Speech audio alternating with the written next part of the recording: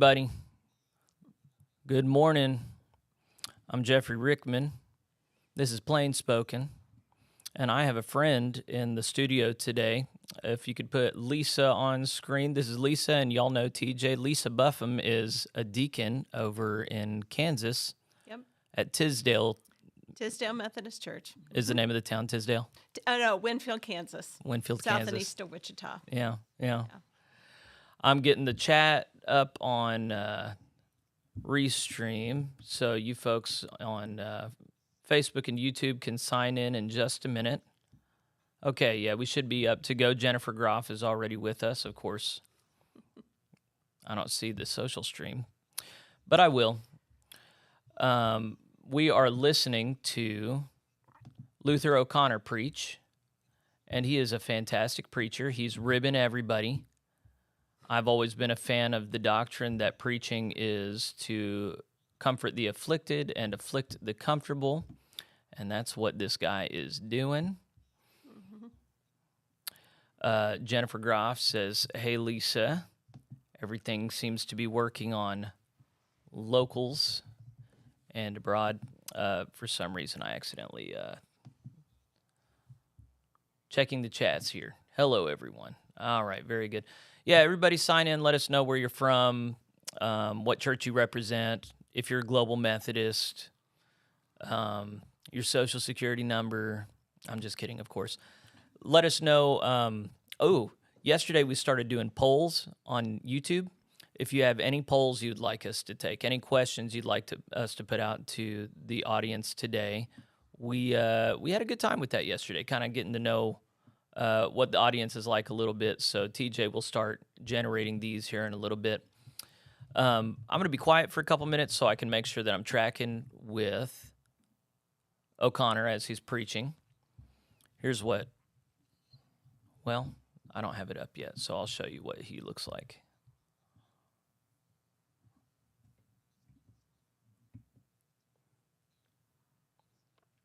Yeah, you see him cutting off Lisa's head there.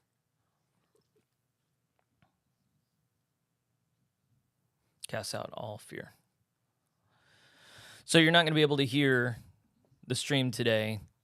The GMC leadership is very clear. They're going to exercise copyright law on this. So we'll show you a picture of what we're looking at from time to time so you can sync up with us roughly if you want to. We're going to be with the live stream maybe 30 seconds behind at some points. But yeah, we're gonna react to what's going on. It'll be like you're watching it with us if you pull up the stream.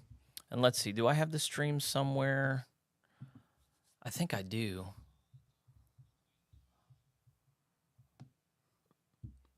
Yes. So theworldwillknow.org/live. Man, Luther's laying it out.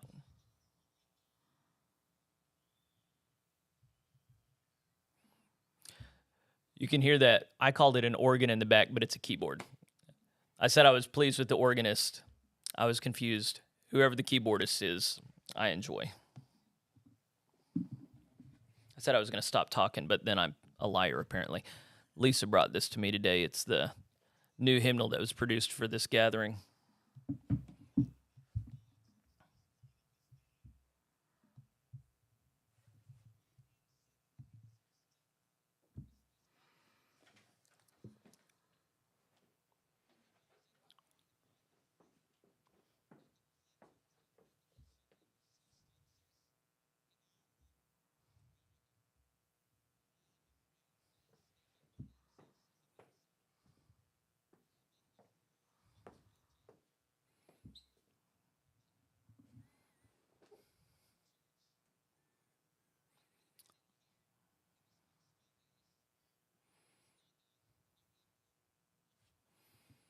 He says we're experiencing the rebirth of Methodism right now.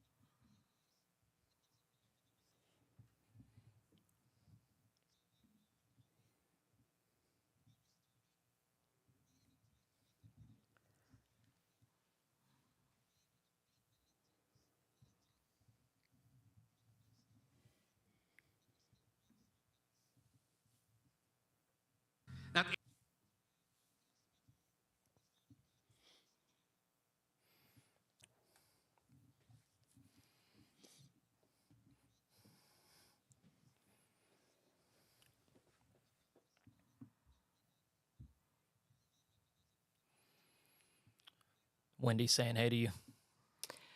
Uh, he's equating gas to the power of the Holy Spirit. Yeah. I was pointing out Wendy Mulder-Seib is online saying hi to you. Oh, Wendy. You can see the comments at the bottom of down there where my mouse is going nuts. Oh, very good. So I can bring Wendy.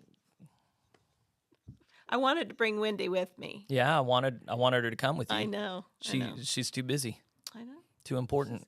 Got all those young people to reach. Mm-hmm.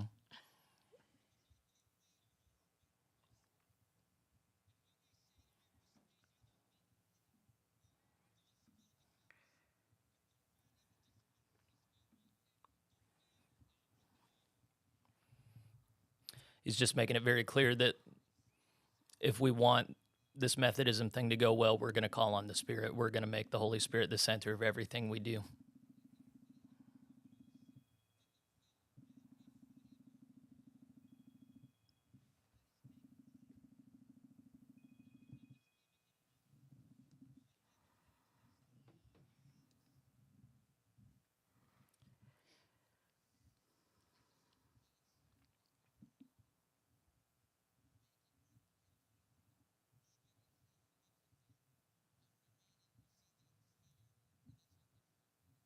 That's the part of the charismatic influence that I feel like we really need. Yeah. The infusion of the Holy Spirit, the attention to the Holy Spirit. Right. It's odd when you have Christian gatherings where there isn't much talk of the Spirit or leaning on the Spirit. Right. And I hadn't been used to that. Yeah. I had been so far removed from hearing it, that it's so refreshing now to go someplace and the preaching is openly talking about the Holy Spirit. Mm-hmm. He's singing a song.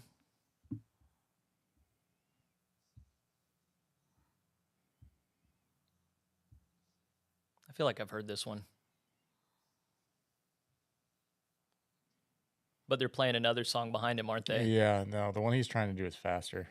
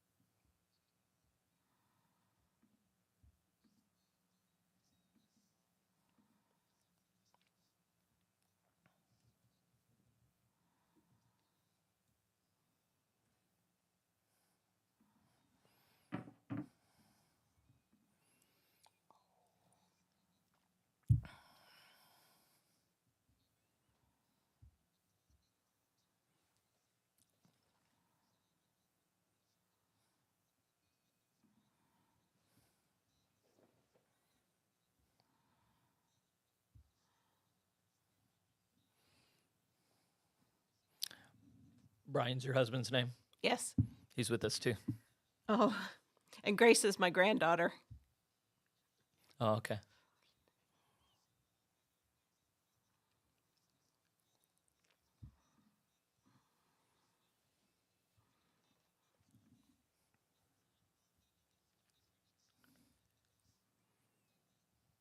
Amen.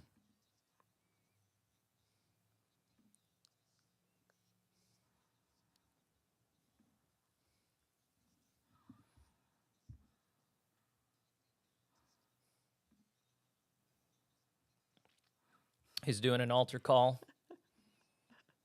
They've been doing it. Well, I know that I know he said, I don't know how we're going to do this. And Yeah. I thought, well, you've seen it. It's been happening. Yeah, people have been coming forward, but to my knowledge, they haven't facilitated. It's been impromptu. Oh, right. This is the right. first time that I think they're really calling people to come forward, show a sign. He didn't say show a sign of repentance. Surrender. Surrender.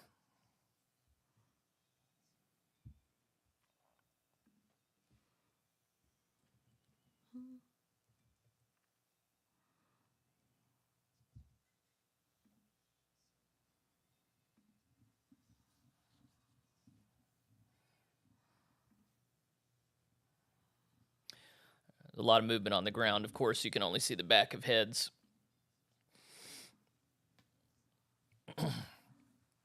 But yeah, Jennifer notes, this is a pretty different culture from the United Methodist Church, starting the morning off with an altar call, whereas like a lot of people's heads would explode in the United Methodist Church if you did an altar call. Aligning that first. Yeah, right. Yeah. Yeah, I'm sure there's been an altar call or two at a United Methodist conference, but it's been in a back room with a special group rather than the full plenary session. You have more confidence in that than me. Really? I saw Love Train. I saw when they did the conga. That's not really the same thing. Surrendering to something. Yes.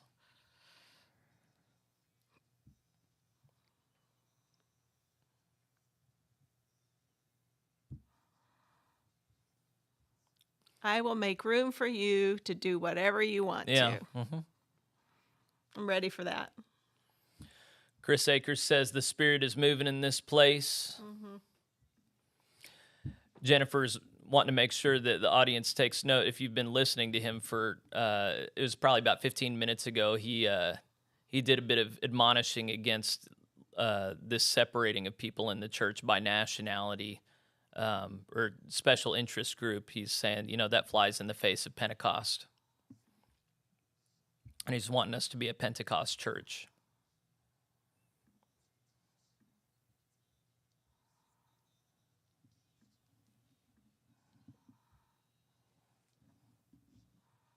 Did you see Mark Swayze's post this morning? No. That was very good.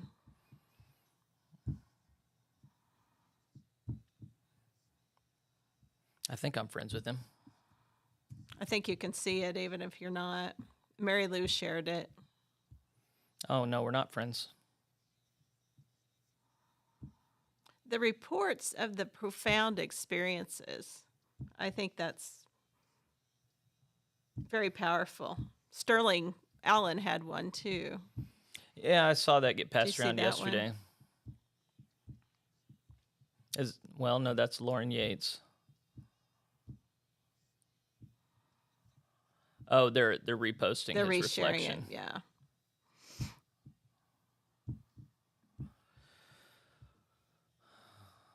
Here, I think I can show this. So this is a personal view at the GMC Convening Conference. It's just a picture of the convention hall. No, that's a different place. That's not where That they might are. be, is that the school? He refers Oh, to yeah, the that school. might be at the school. Okay. After leading some of the New Room Conference, I struggled on the plane to Costa Rica. I've grown anxious about flying, but I've found freedom over the past few years. I'm going to listen to Luther. Give me a second. Yeah.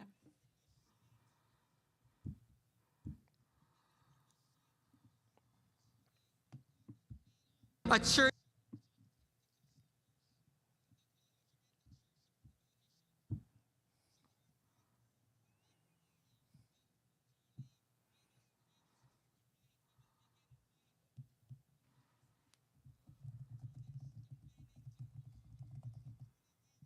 Created.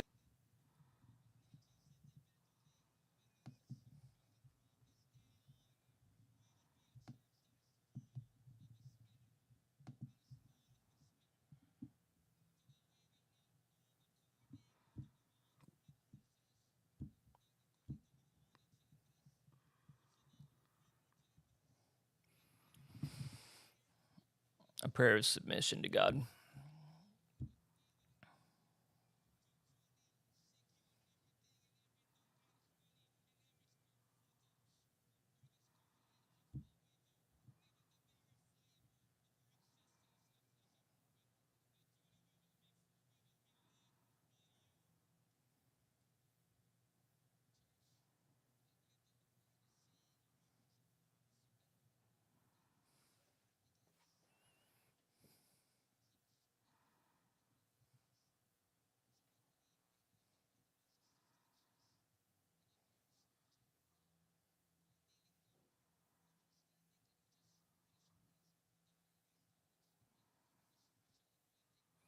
He's praying for a special anointing from the Lord right now.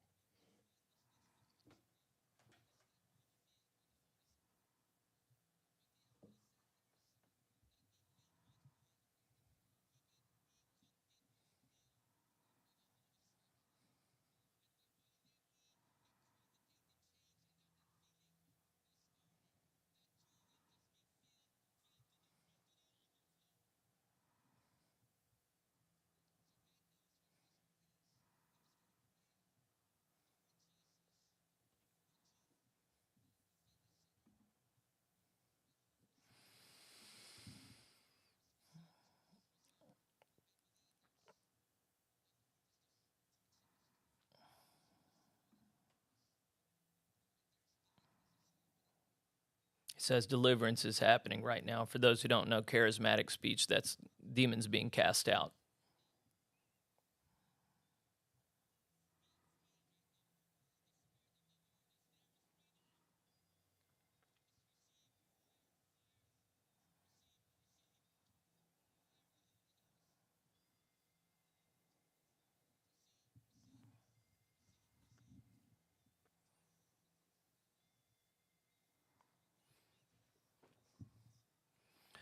So there have been a couple of prayer experiences already at the conference where they've called it Tansankido, but it's ecstatic, not praying in tongues, but saying the same word over and over, very excited, very emotive. And so we've seen that at least twice before that I've seen, probably 4 or 5 times. And so we're having more of that this morning. And the thing I've heard repeated over and over is fire, fire. Interesting. Wow. Wow. That was one of a couple things he just now repeated. Yes, I heard him saying it. Definitely a very Pentecostal thing. Makes me think of my Bible college. You said that's a very Pentecostal thing to do? Yeah. Okay. When I went to Victory, it was very, very Pentecostal, very, very charismatic. And So that are was you one of the saying things. fire in particular is... Oh, yeah. Okay. Oh, yeah. So just That's- repeating fire over and over. Okay.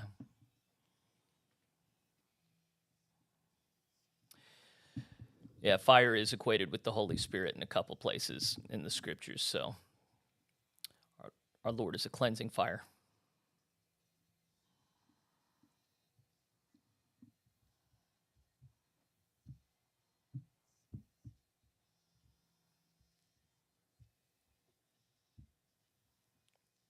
Yeah, Jennifer says, this is Pentecostal-ish. I agree. Maybe I wasn't supposed to focus on the ish. But yeah, there's very much a Pentecostal emphasis going on right now in the GMC.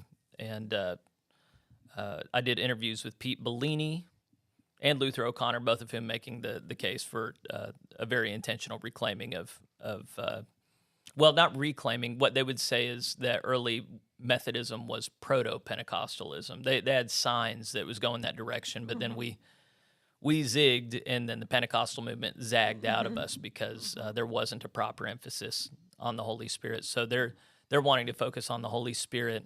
Others are wanting to focus on doctrine. Others are wanting to focus on liturgy. Others are just wanting to keep doing things exactly the same, just getting free of the UMC. So that's the polite and loving tug of war that's happening right now.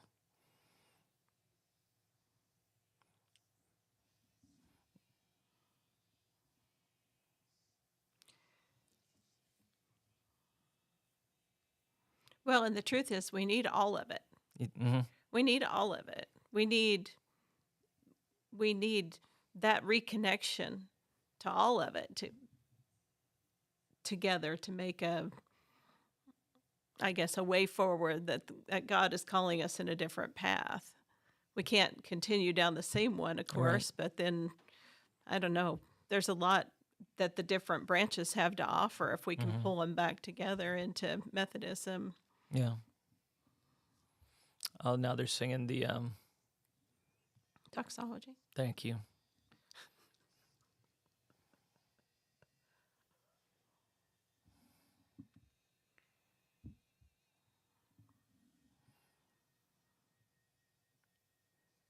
I wish I was there too, Chris. I thought this might feel close, but Yeah, maybe if we had a surround sound system in here or something. if you'd lift your hands occasionally. It's hard for me not to just fall into the worship with him, but I just came off a new room, so I've been immersed in this for Yeah. a few days. Yeah. Yeah, It was unfortunate that the two were scheduled at the same time. really unfortunate, and we missed the presence of a lot of Sure. those that are in Costa Rica. Yeah. Would have been there. Mark Swayze was there the first day, and then he left, and I noticed when he left, no one announced, but I figured he was on his way to Costa Rica. All right, Sterling's talking. He says they're going to spark a revival tonight.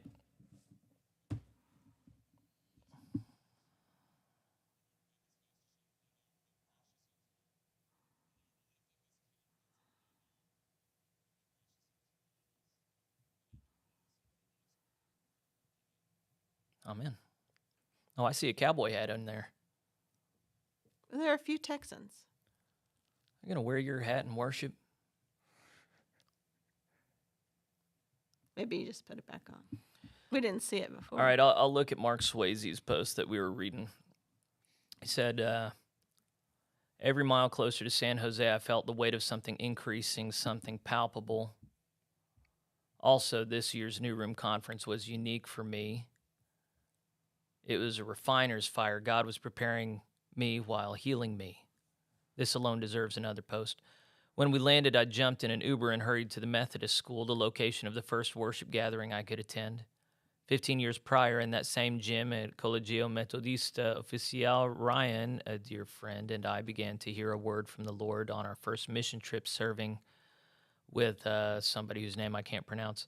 We wrote it down in the Southwest Airlines napkin while flying home. In 2009, we wrote, quote, Worldwide Methodist Movement.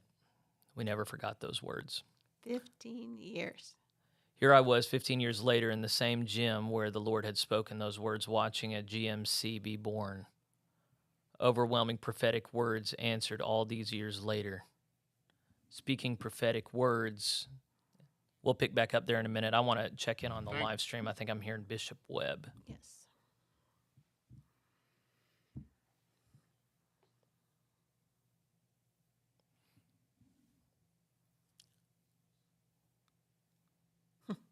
Says we're not moving from worship to business.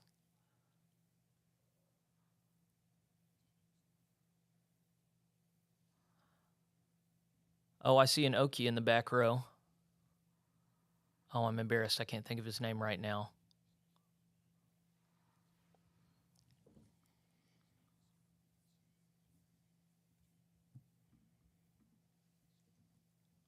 They're erecting a Wi-Fi router right above the bishop.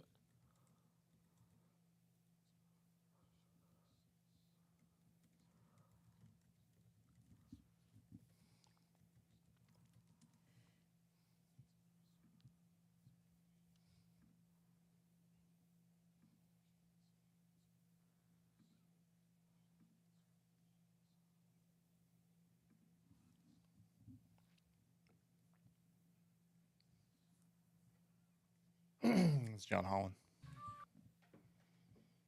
Thank you, brother. John Holland is in the back. Is he in Ardmore? Ardmore. Yes.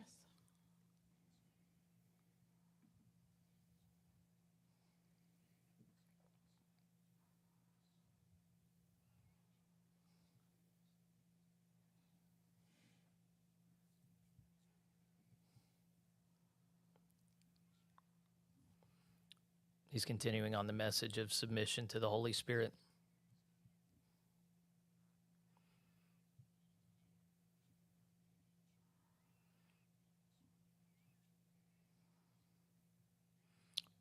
Bishop Cho is up there next to him. He's a Bishop Emeritus of the GMC. Now, is this John Holland on the far end? In the back, yeah. Okay. Next to him, the woman that's blonde, her name is Elizabeth Fink. Yeah. She was a delegate to General Conference from Arkansas. Okay. And I knew her. I was a delegate to General Conference Yeah. from Kansas, Yeah. from the Great Plains, and so I met her in that work.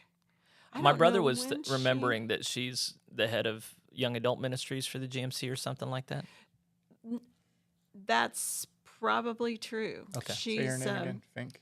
a recent Asbury Fink is grad, the last name. or I think she's finished now. She Okay. was at Asbury. What's her first name again? Elizabeth. Elizabeth Fink, Yeah, the blonde. And then Lamar Oliver is next to her. He's the petition secretary. Rochelle is talking to you. Oh, I know Rochelle. Hi, Rochelle.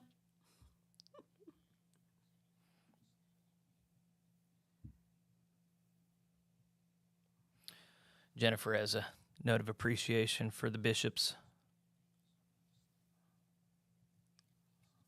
I'll be right back.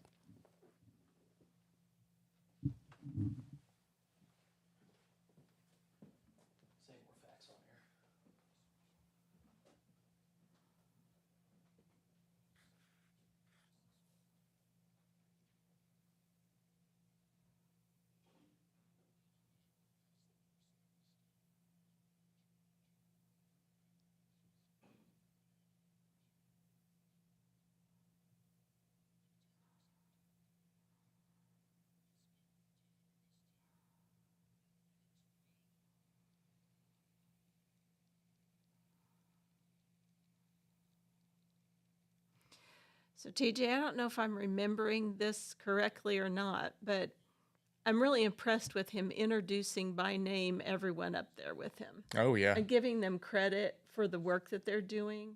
right. I don't know if I remember that from the UMC. UMC Yeah, General Conference. I haven't where- watched. I haven't watched a lot of 'em, maybe like one or two, and yeah. It's,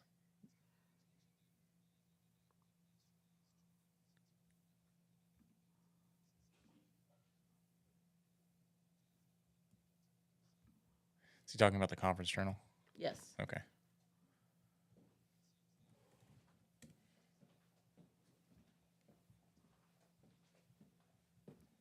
I think he just said it didn't make it to the website. Is that what he said? I thought he said it's there now. It wasn't. Oh, okay, good. there's a. I haven't- We're talking about the daily. Yes. Some of them didn't receive it, or they received it and left it on their table.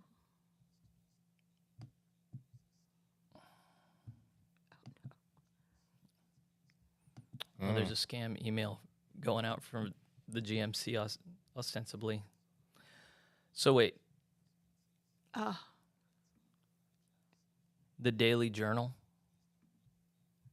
All I'm seeing, we're looking for the Daily Journal that the delegates have, but on the website, all I'm seeing is I think those were both there yesterday, right? yesterday. I think he said that it hadn't made it to the website yet.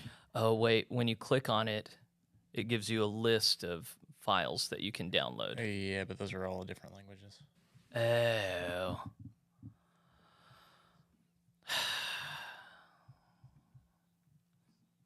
Any delegates who are there who have the right document, if you have it digitally, email it to me, plainspokenpod@gmail.com.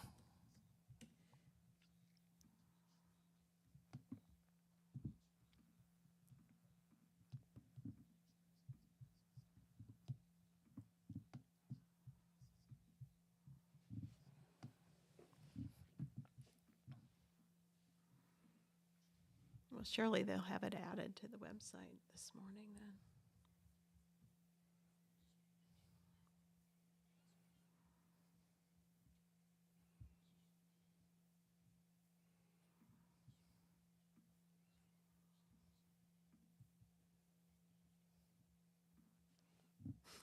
I'll raise my hand now. Raise it louder.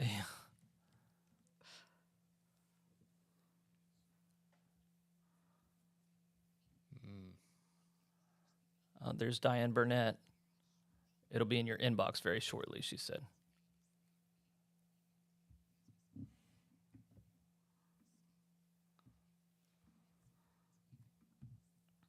Oh, come on. Why? Okay, so they're in the process of uploading it to the website too.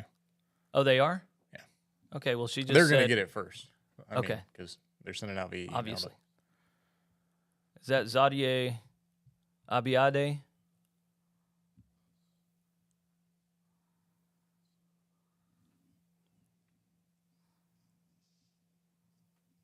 Yep, You're right. from Great Lakes. Point of privilege. He didn't ask. Or didn't wait for an answer.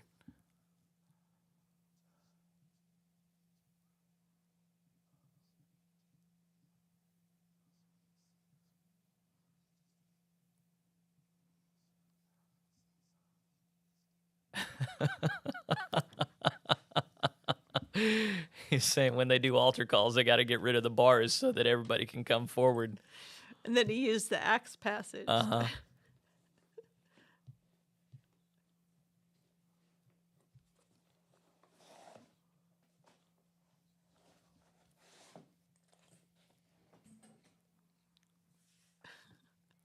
Amen.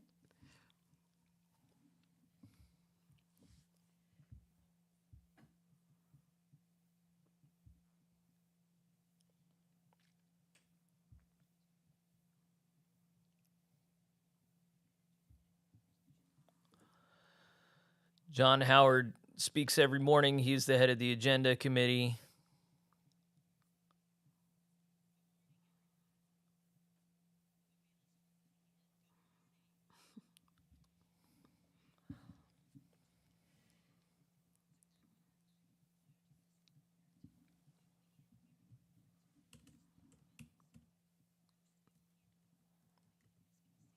All right. Oh, Get good. ready. Yeah. Yes. We're going to hear from the Episcopacy committee. Then Constitution.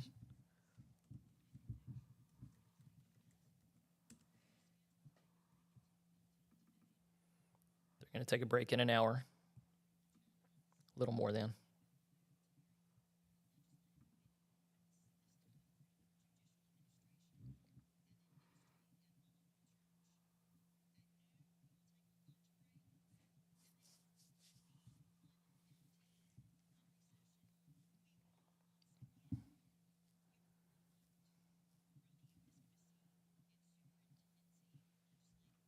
That's interesting.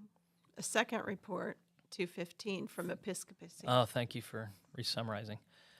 Man, I've heard from people on that committee, it's going to be hard to pass anything. Oh, really? Mm-hmm.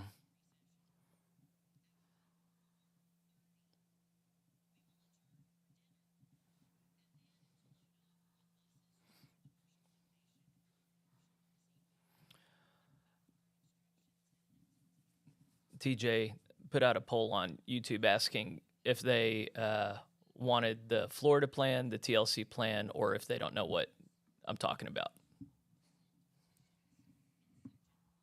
for the Episcopacy.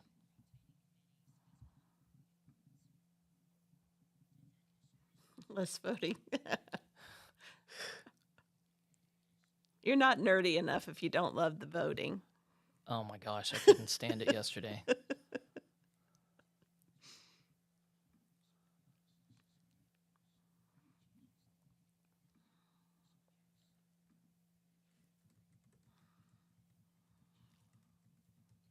Agenda.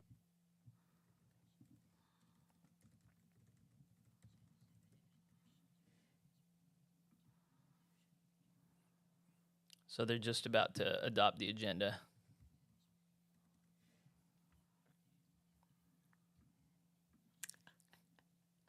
Thanks, Wendy.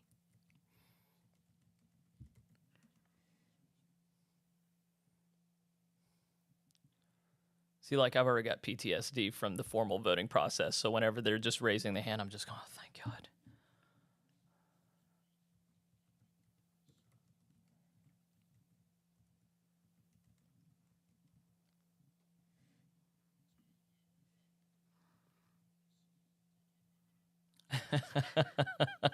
The cross is in the way of him seeing a screen.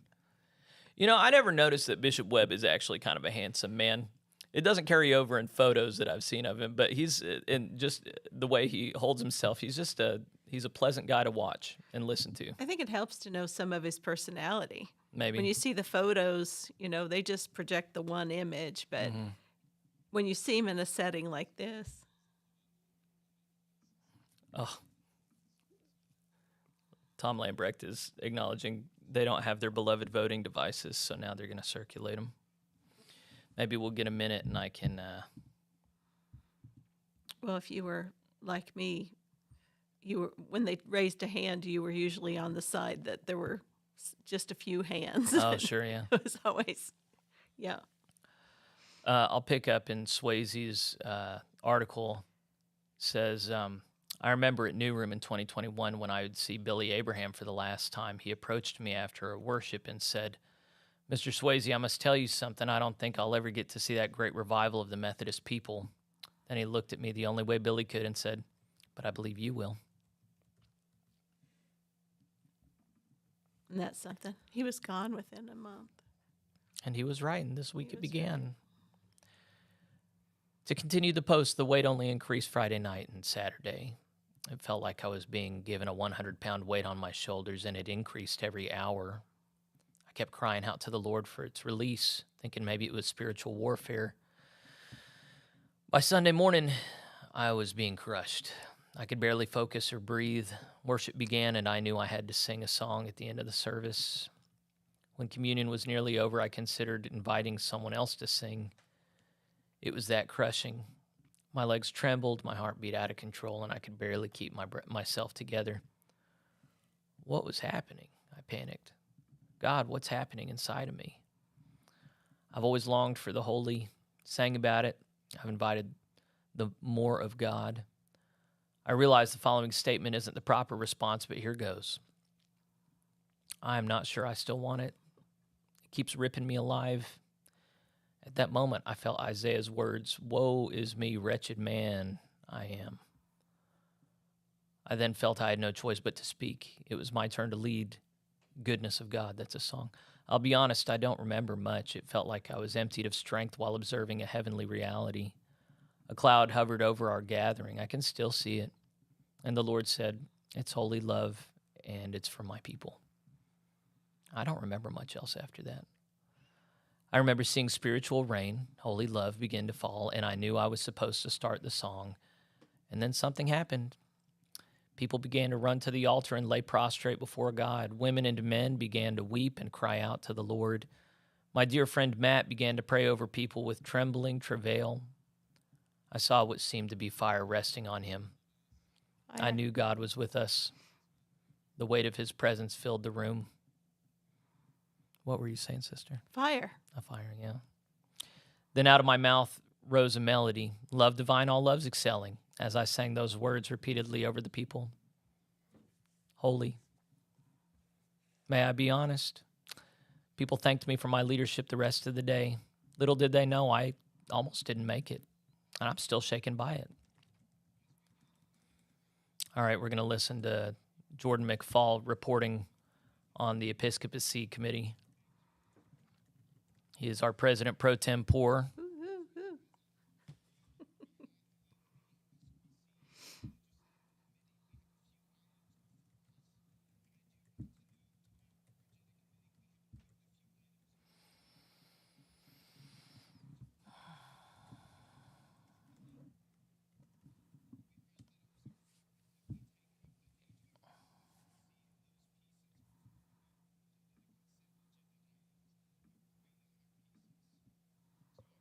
To us.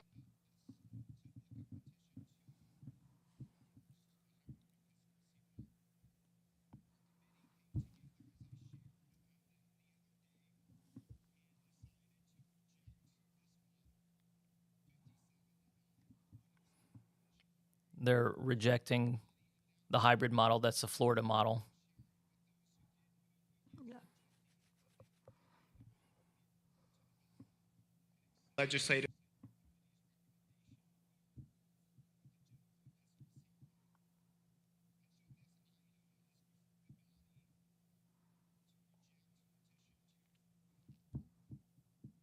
Interesting.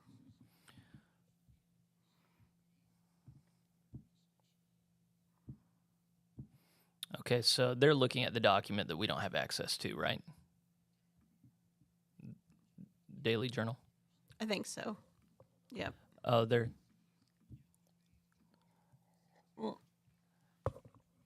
We still don't have that one either. Right.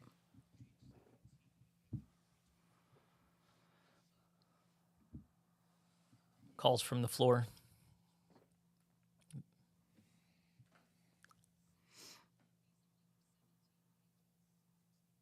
Oh, they've been given copies that are incomplete.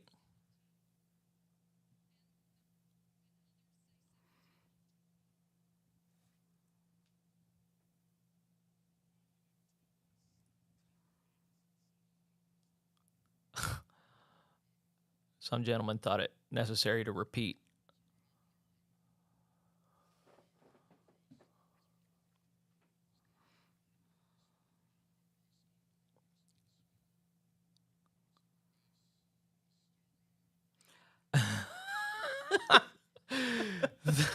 The bishop's saying he can't hear things because he was standing next to the speaker during worship and his ear's not working.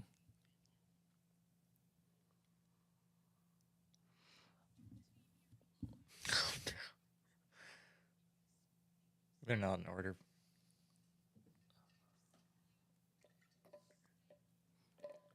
Oh, Oh, goodness. so they don't have less pages. They have all the pages. It's just some of them have been stapled wrong. A 13-year-old page brought clarity on this issue.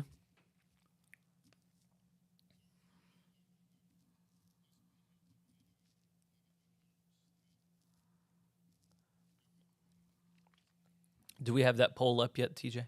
Yeah. Okay. People on YouTube, we got a poll up on which Episcopal pan you were in favor of.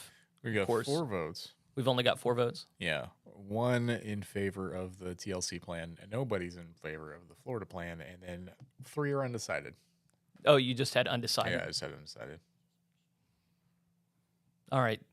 Do whatever you want. then. Undecided, or I assume. How many people? Most people, I still think, didn't know the difference between the two plans. I'm still not 100% sure, and you've told me more than once. I've got a general idea. Yeah. So McFall is talking again.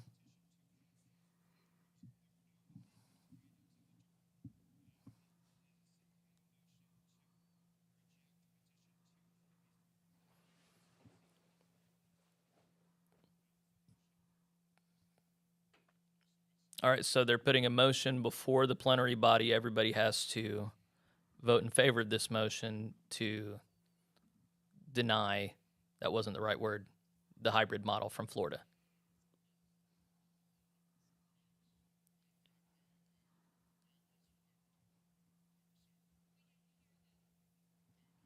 Oh, is that Mary Lou getting up? Sounds what it sounds like.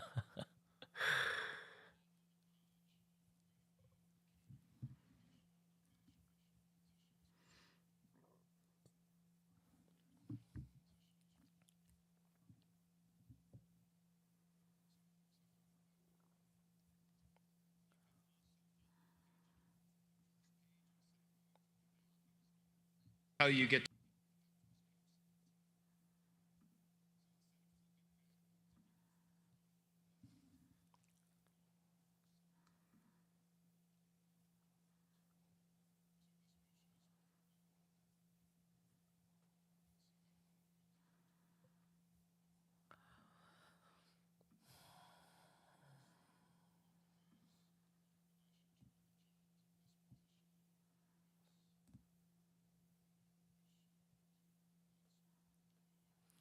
So they're about to take the vote on whether or not to support the rejection of the Florida hybrid model plan, petition 244, or That just takes it off the slate. Yeah. Right? Just takes it off the. yeah, well, yeah, we give up on it. It ain't gonna happen. Mm-hmm.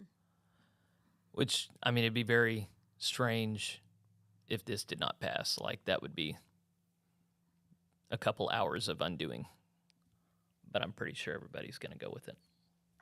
I am interested in how many no's and abstains there are. They've already taken in 237 votes.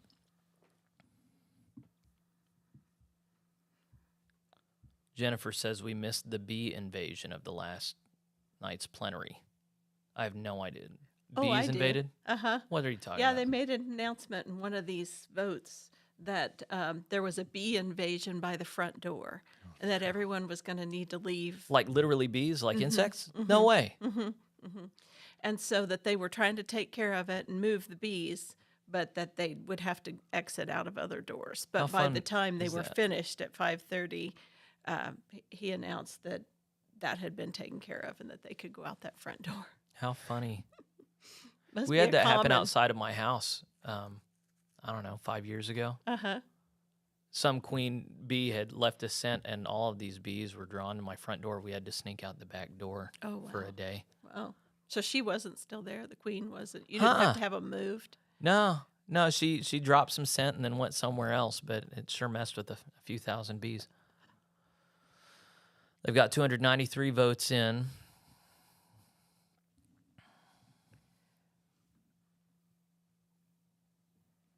Check with our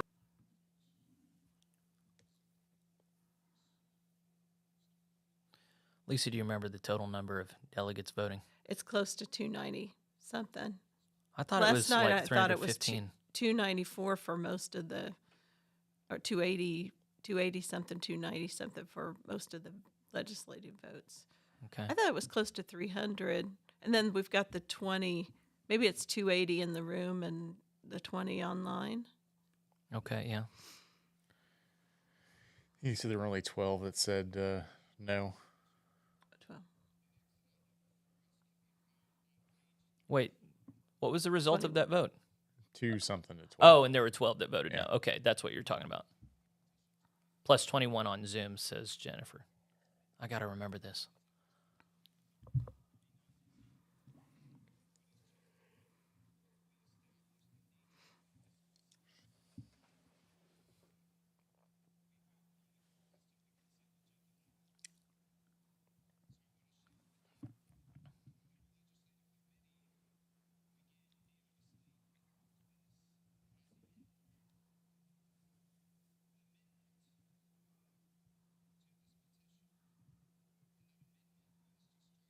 trust.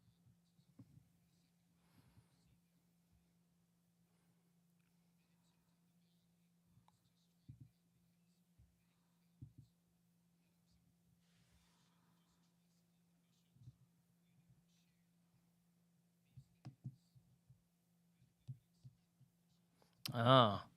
That's, I feel They like that's a changed the good- verb from trust. We don't trust our bishops to do this. We expect our bishops to do Yeah. this. I like that. New daily journals on. Jennifer just told us. Oh, yeah, there it is. Do we want the evening one? No, it says No. 24th. Oh, here we go. Thank you, Jennifer.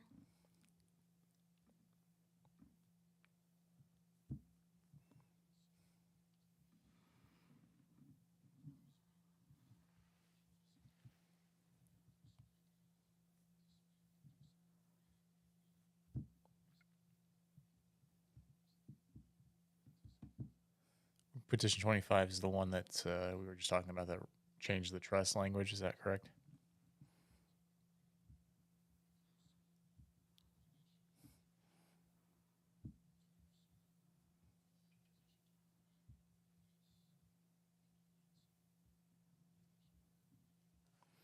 So they're taking a vote to affirm that petition just submitted that changes the verb from trust to expect.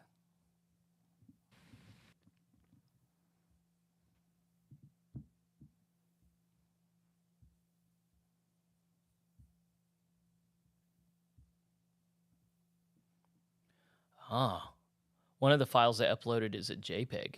Yeah, it's just a picture of the front of the journal. That's all it is. Yeah. I'm going to delete that.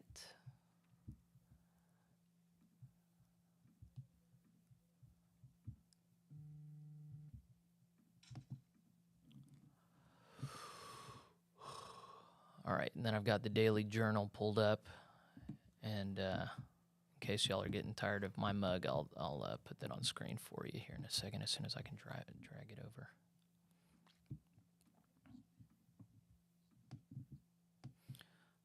They're still putting out that vote.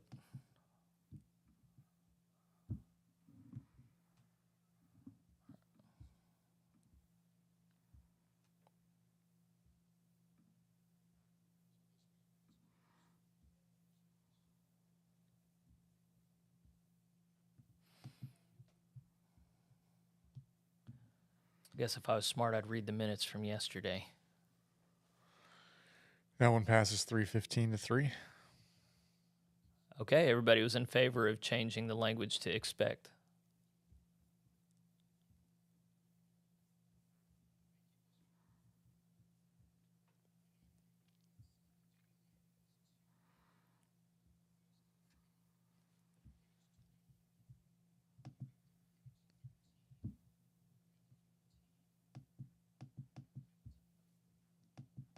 I will go through.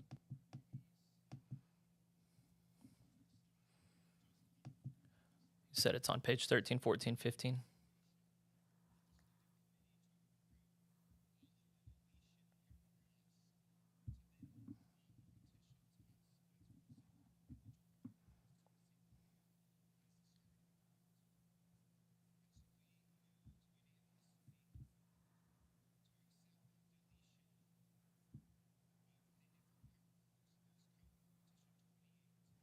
Okay, we're looking at petition 28.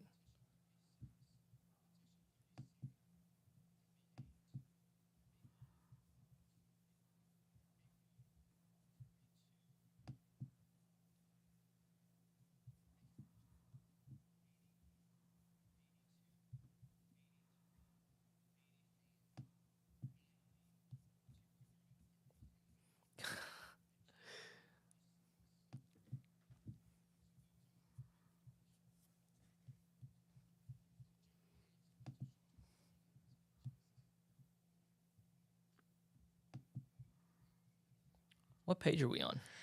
I'm not sure ours is what is. I don't theirs. think, yeah, because he said 12, but Yeah, he started. I'm not out on- seeing any of the numbers that he's saying.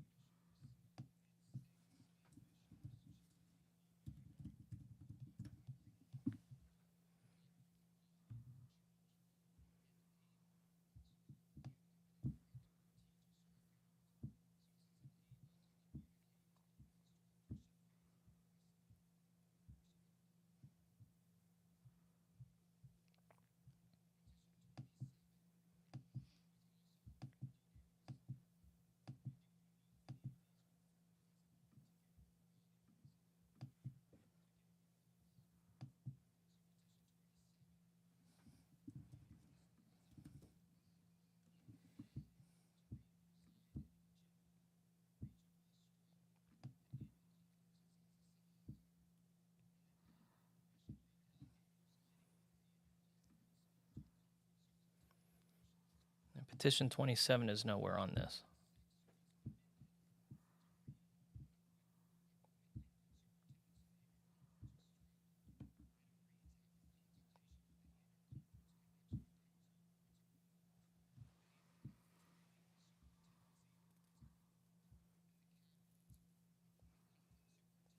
What petition are we on now? So I think it's this one. there's another. They uploaded another one. It's for September 23rd, so yesterday. Okay. I think that's the one we're doing. Consultation. It's a different. Yeah. Yeah. So it's the newest one they uploaded. We're on page 15. It's a newest one. It's from September 23rd. So wait, did I just download the 24th one? Yeah, the one that was up there before Okay. that Jennifer pointed out was the 24th, and then I guess they've uploaded since then the 23rd, and we're on page 15. Thank you.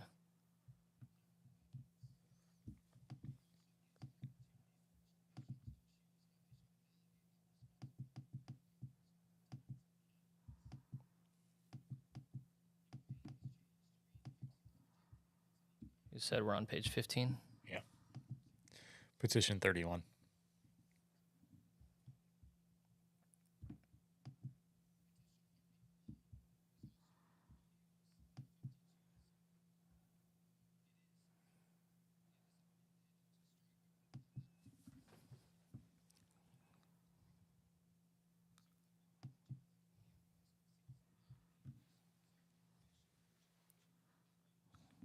Committee.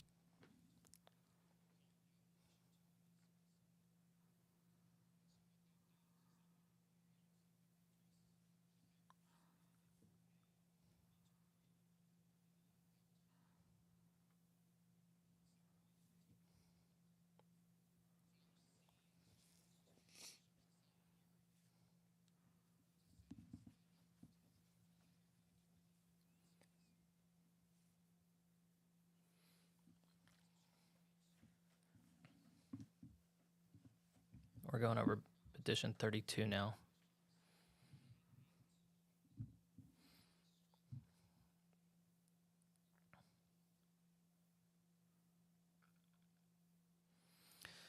This needed to happen. Which one? Petition 32. It deals with complaints against bishops.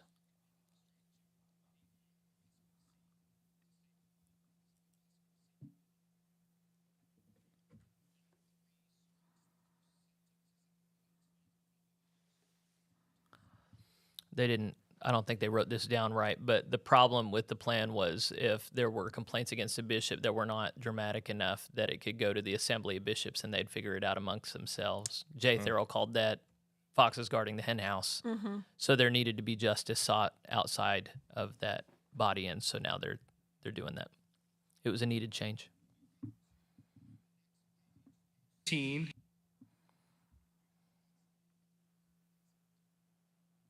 So they were covering consent agenda 1A.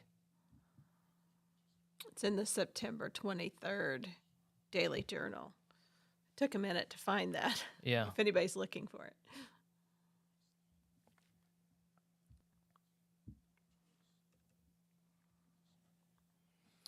Yeah, Tim noticed that they don't have a professional parliamentarian close to the bishop here, and they did at the UMC. Well, they have someone right next to him serving as parliamentarian. Serving, yeah, but I don't think they hired Hired somebody. Yeah. I thought it was somebody in-house. He had introduced him this morning when you stepped out. Oh, okay. Maybe they do have someone.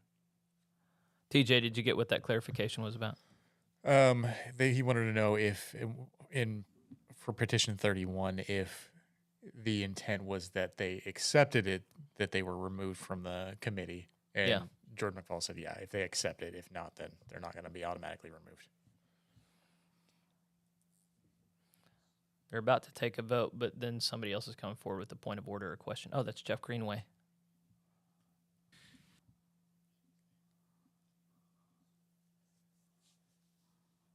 Yeah, he served on the Episcopacy Legislative Committee.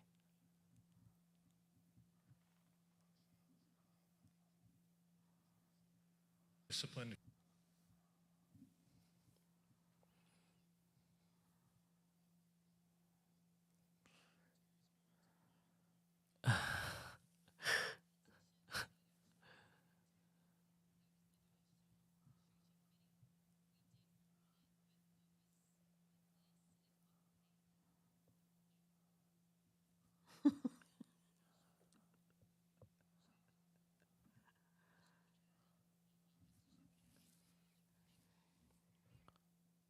Tom Lambrecht is explaining why the language is a little different.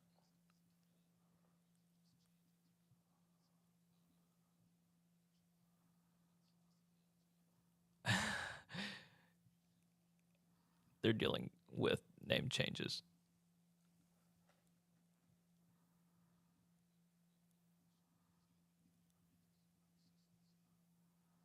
Greenway's concern is consistency of labeling.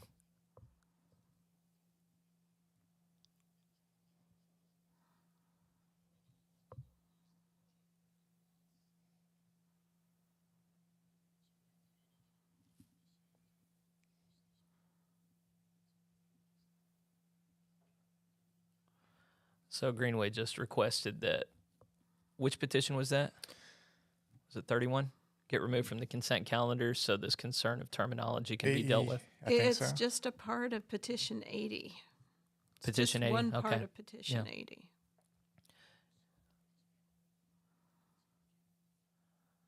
All right, they're taking a hand vote to. He said it had support to remove from the consent agenda, so they'll come back to that. But they were changing the name of it from general to global. Episcopacy Committee.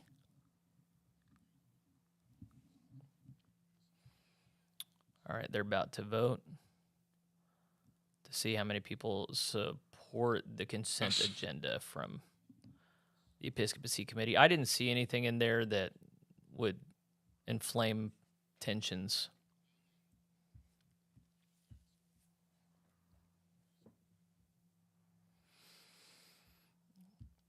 Yeah, Jennifer's noting that they do not seem as strict on Robert's rules here as at the United Methodist setting. Thank God. I think a lot of that probably has to do with not the presider, but just the body. You don't see many people. Oh, point of order. Yeah, you have had some of that, but Well, Robert's rules were used to control the conversation sometimes. could be.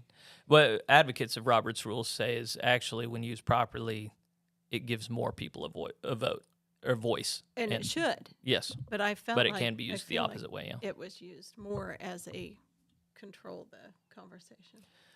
DRS hunk. You might want it said shunk, but I'm going to call you a hunk. It says, thanks, Jeffrey, for hosting these watch parties for the GMC Convening Conference. I couldn't get on yesterday due to my schedule, but today is slower. I will be in and out, but online as long as I can. What's your opinion on the way the election and deploying of bishops is going? I'm going to add is going.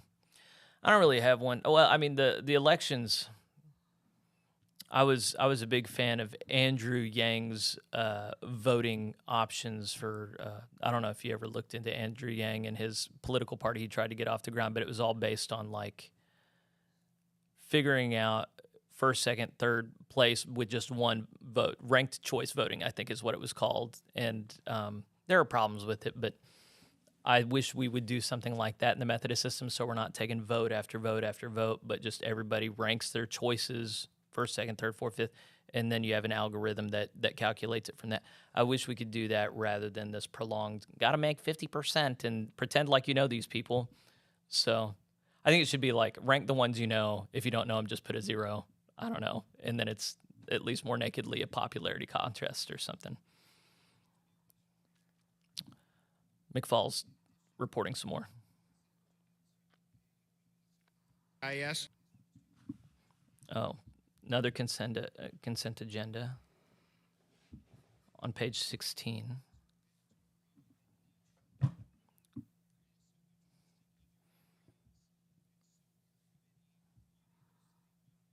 Oh, they rejected all these. Good.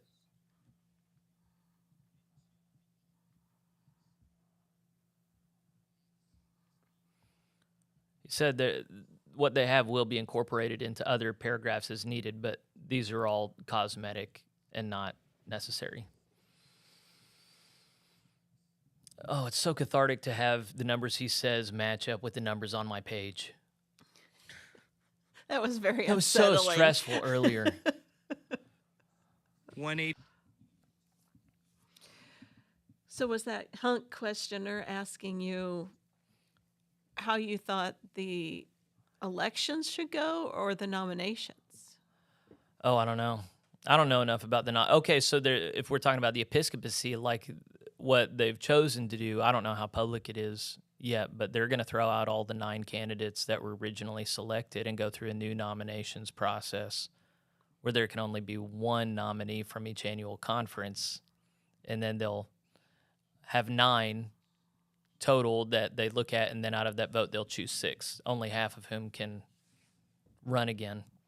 And I guess I just don't have any strong feelings about that. The only strong feeling I had was we shouldn't have any additional bishops right now. I still think I'm right about that. I think it is much more risky to bring them in than the cost-benefit analysis. It has much more risk, potential harm than potential benefit.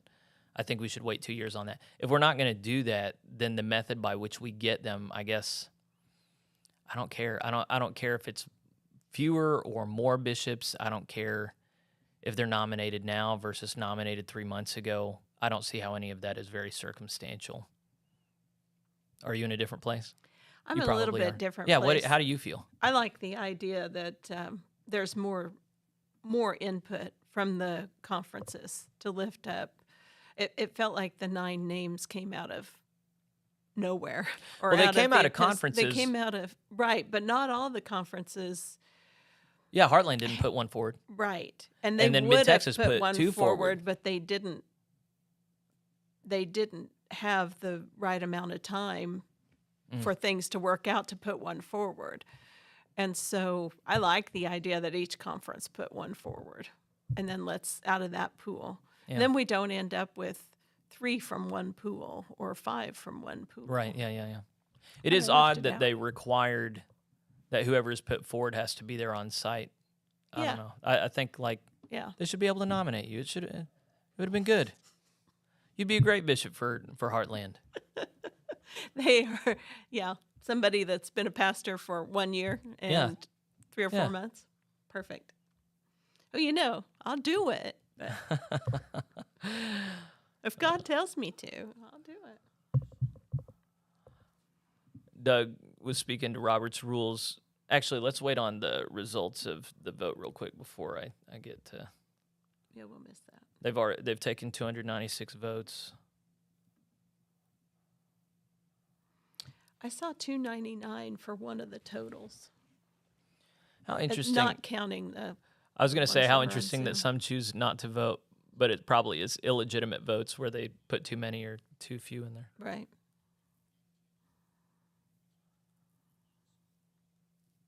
Okay, so only one was against and only one abstained. Everybody else was in favor.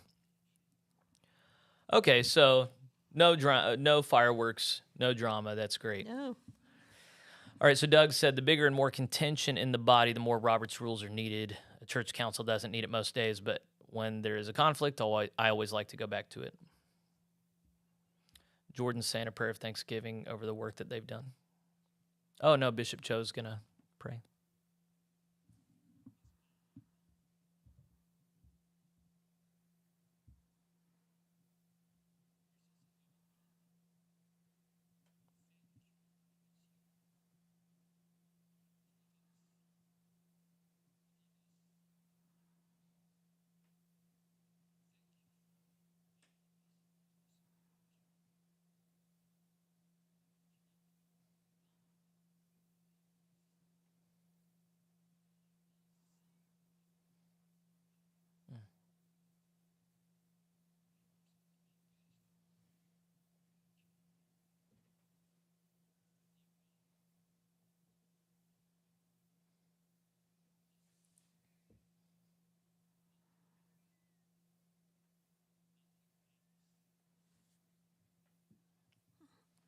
Nothing more, nothing less, nothing else. Nothing else in your will. I'm an English speaker and I haven't used that phrase before. That's a great phrase. Well, setting aside that the Florida plan, and they decided not to raise any kind of issue. Today, these were pretty much softballs. Yeah. They Yes. haven't gotten to, there still are some more contentious things that could arise. Oh, that's Ryan Barnett. He's presenting the Constitution Committee. He's my preaching professor Is he? at Truett. Yeah. I had him in the fall last year. So I got a chance to get to know him a little bit.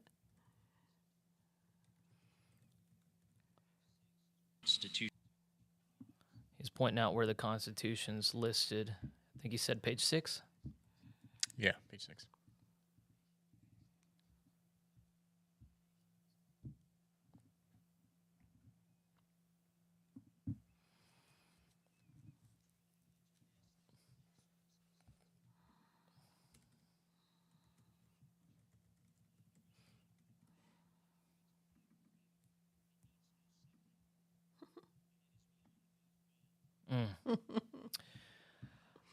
I'm glad that's said. Amen.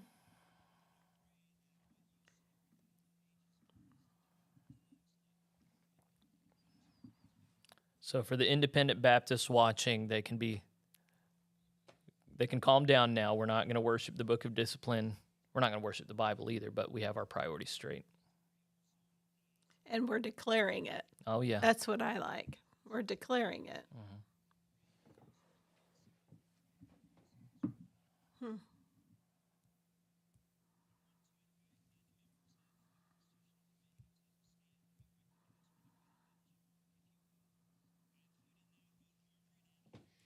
Say that guy's name again. Ryan Barnett. He's one of the one of the original 9 Episcopal candidates. Oh, that's right.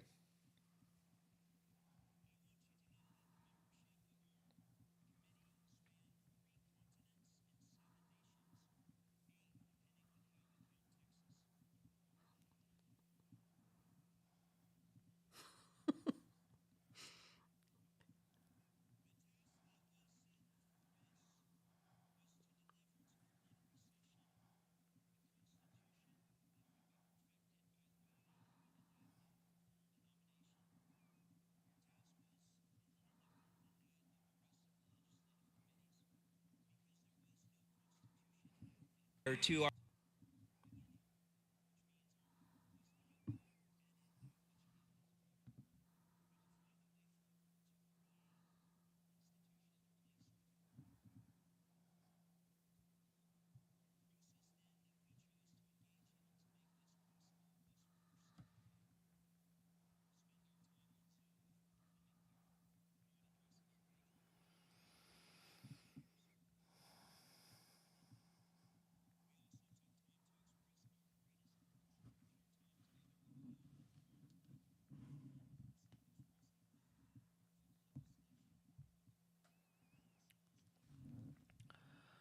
Barnett's reporting on the way that they got this work done.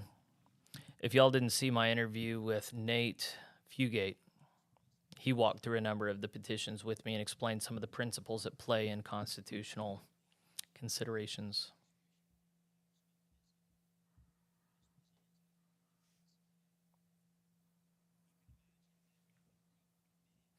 Jimmy, we don't know when there is going to be a second Episcopacy report later today, when I assume they will begin a nominations process, and then the election would be tomorrow or the next day. I mean, it's over on Thursday.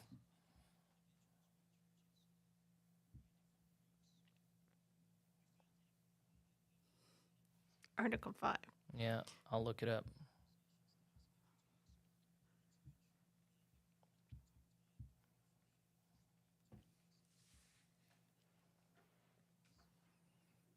It's on charge conferences. Never heard someone say anything about charge conferences was awesome. But it establishes the ministry of the GMC primarily happens through the local church. Mm-hmm. And then the purpose of the GMC is to strengthen the work of the local church. It gets the directionality right. The right of the local church is to be free from a forced closure or a trust clause, and it shall not be abrogated. Okay. Yeah, a lot of people are going to like that. Very good.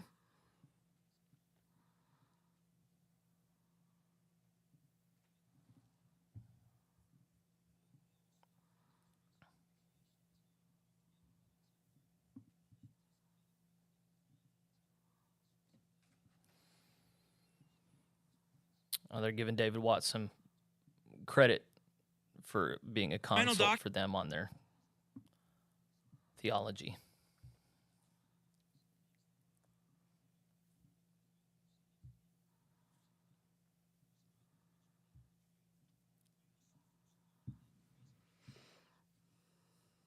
Oh, he's bringing it. Yeah. He's talking about Article 5, bringing it up.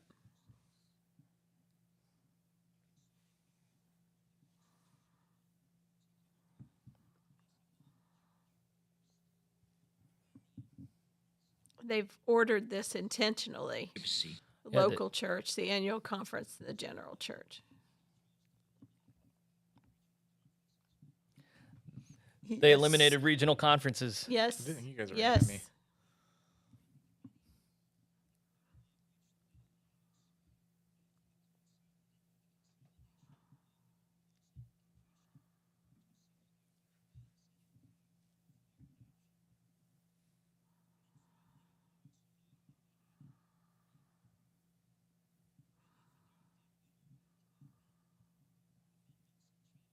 Constitution.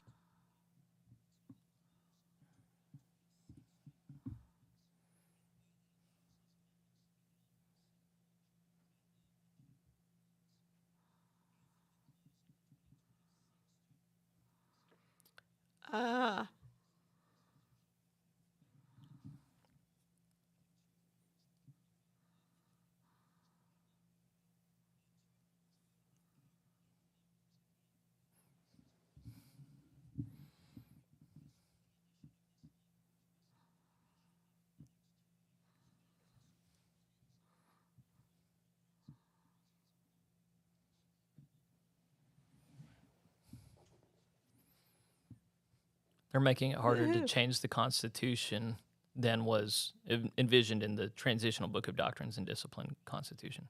But it's flexible, or there's more room for change until the close of 2026 General Conference.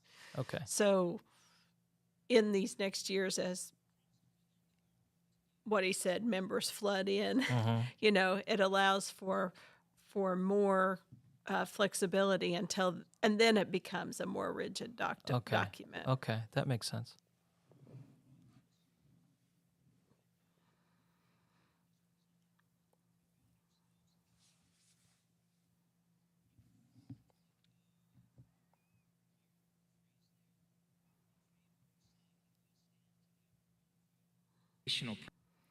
Your Constitution should be hard to change, Yeah, of course. but I like that it's got some malleable to it Yeah. until a certain time frame. Yeah.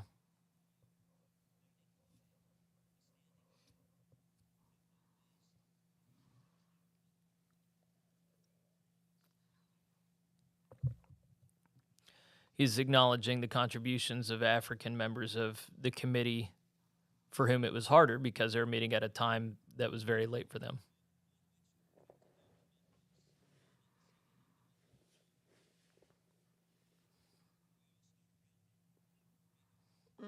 They prayed over a laptop. With the document on it. He says there's a picture they're going to show of it.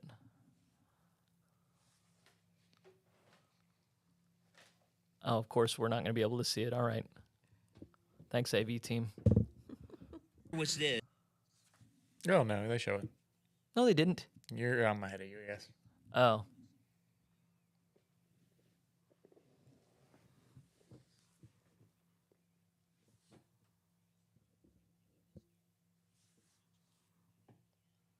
I didn't realize how far behind we were. Good night.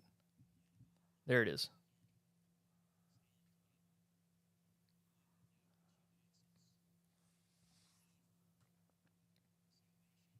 No.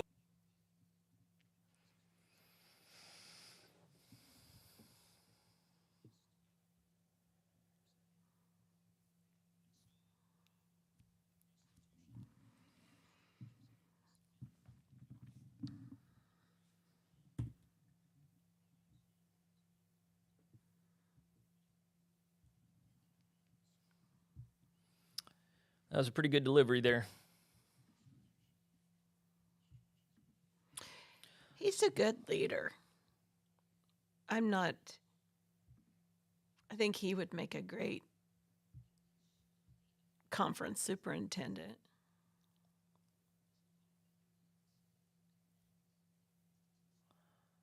First motion to amend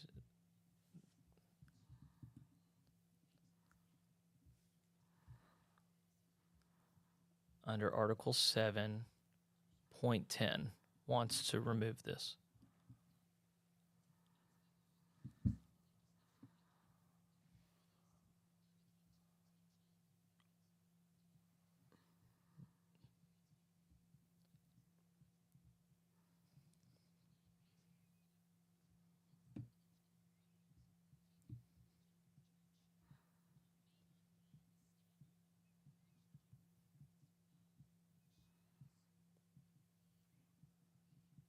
Wait, what point?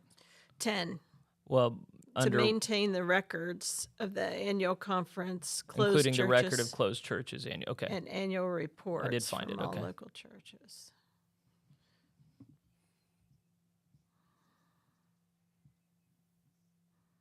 I think it's 10 on page 9.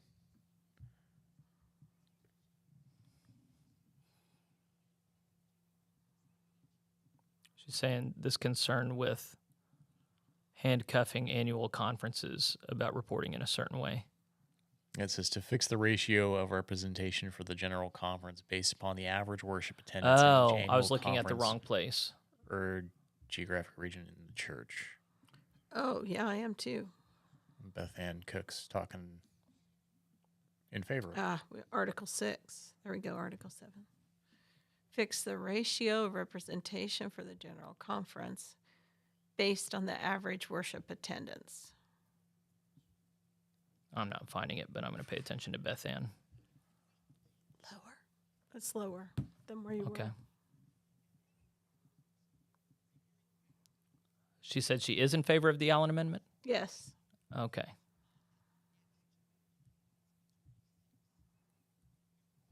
There you go.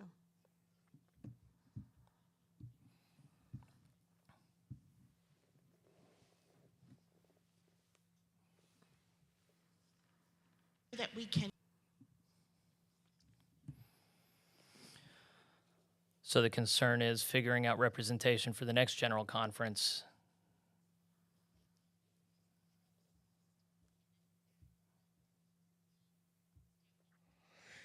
Okay, so I think her argument is they don't have accurate numbers right now, so Yeah. they need to By elect people as soon as they get back, and they just want to use the formula they've got. Really, set as up soon as they now. get back? Yeah, that's what she was talking about. Yeah. And so they So want that to we use can the get- formula they've got now, and then we can put this back come 2026. Why does it have to happen now? Why can't we wait a year before, just to get the visa process moving, or what? Well, so she said it would require a lot of data gathering, so to get the accurate average Well, worship for every church. Depends To my on mind, when, that's worth it. Sorry, go ahead. depends on when they set the general conference. Yeah, They it's set supposed it to be. in the fall. Yeah, Then they would have time. yeah. I mean, in 2026 Yeah. to elect in the spring and then send like they did this time. Yeah. But I think that does crunch everything a lot more, especially with the visa process. Yeah. Well, if they're going to a low visa threshold country, it should mitigate that problem. This new gentleman is speaking in favor of the motion, but for a different reason.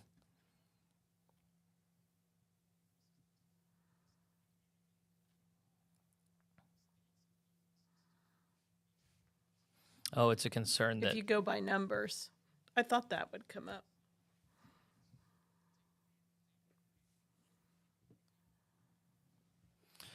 All right, I'm going to refresh because we're far enough behind so that people are now commenting. So, oh, he's still speaking.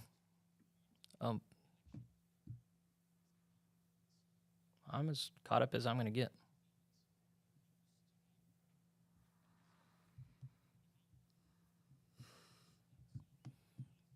Yeah, D, the hybrid plan is gone.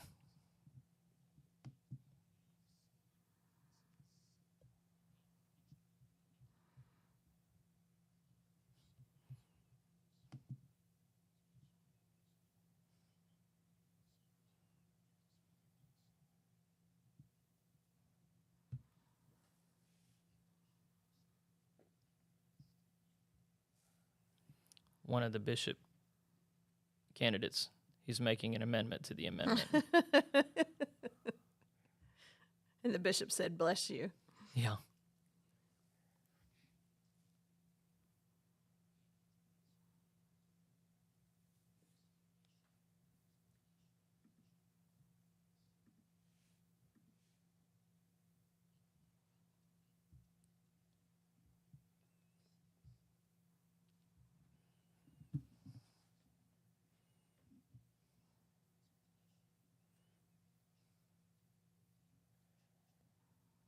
Fix.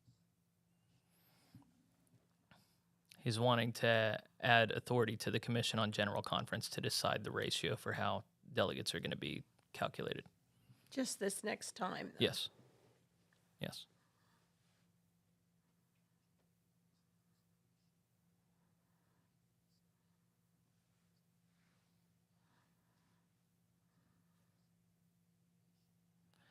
There's Kaliek in the background, good Oklahoman.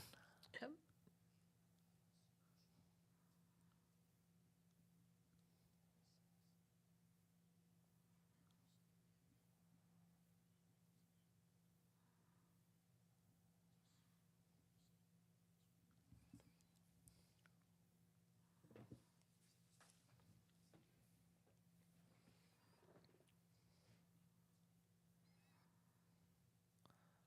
So Emily Allen wanted to delete item 10, but now he wants to rewrite it.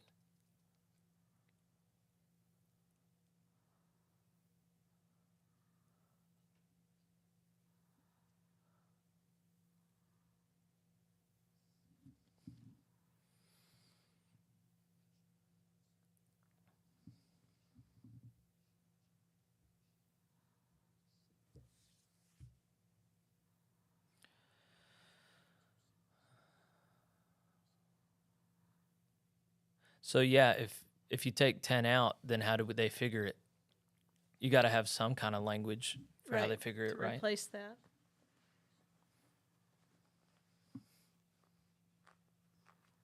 Matthew Sickle is speaking to the amendment to the amendment. He's against it. He don't like it. Matt Sickle does not like it.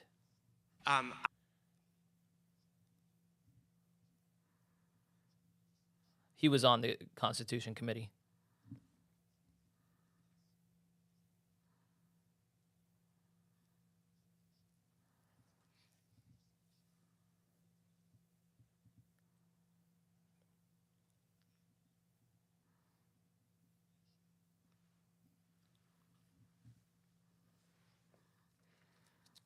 So they're writing language for the Constitution going forward. Yes. So they didn't put in the temporary language, Oh. knowing something else was coming separately that addressed that. But I'm surprised Beth Ann didn't know that. Yeah.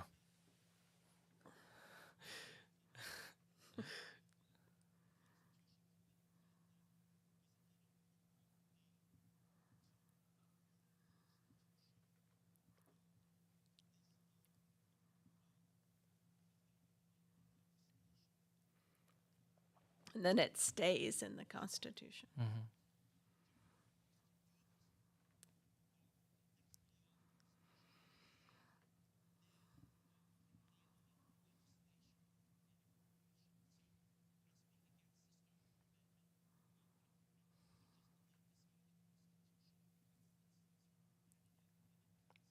So he's in favor of Emily Oh, Allen's. he is in favor of hers. I thought he was Yeah. going to then turn and say, Yeah, I thought he was going to say keep it, and Yeah. you guys can deal with it later. But it he doesn't says make it's any already sense to covered delete somewhere it. else. It's redundant, so it's not needed. Yeah. Uh,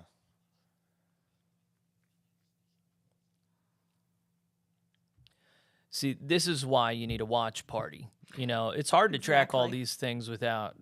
So hopefully this is helpful to y'all. I think this is why you need a TJ. there's a lot of this stuff that I'm not following at all. It's very Yeah.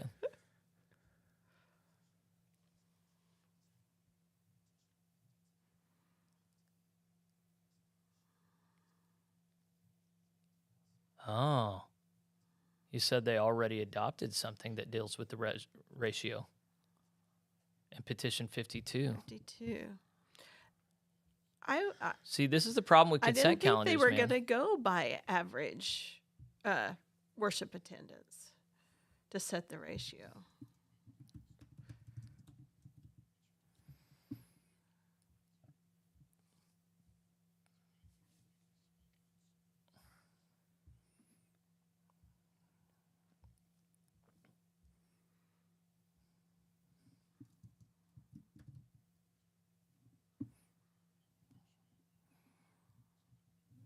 I'm looking for the word ratio somewhere in petition 52. Oh, here it is, point 10. Fix the ratio of representation based on the number of churches and full-time equivalent pastoral appointments. Oh, is this the Trinity? Yes. Yes. So that's basically how they did it this time. They already adopted that. Brotherhood.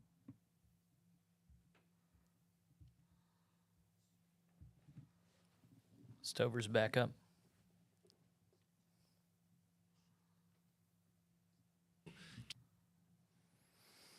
He feels strongly that the General Conference needs to be able to adjust that ratio going forward rather than sticking with a constant formula indefinitely.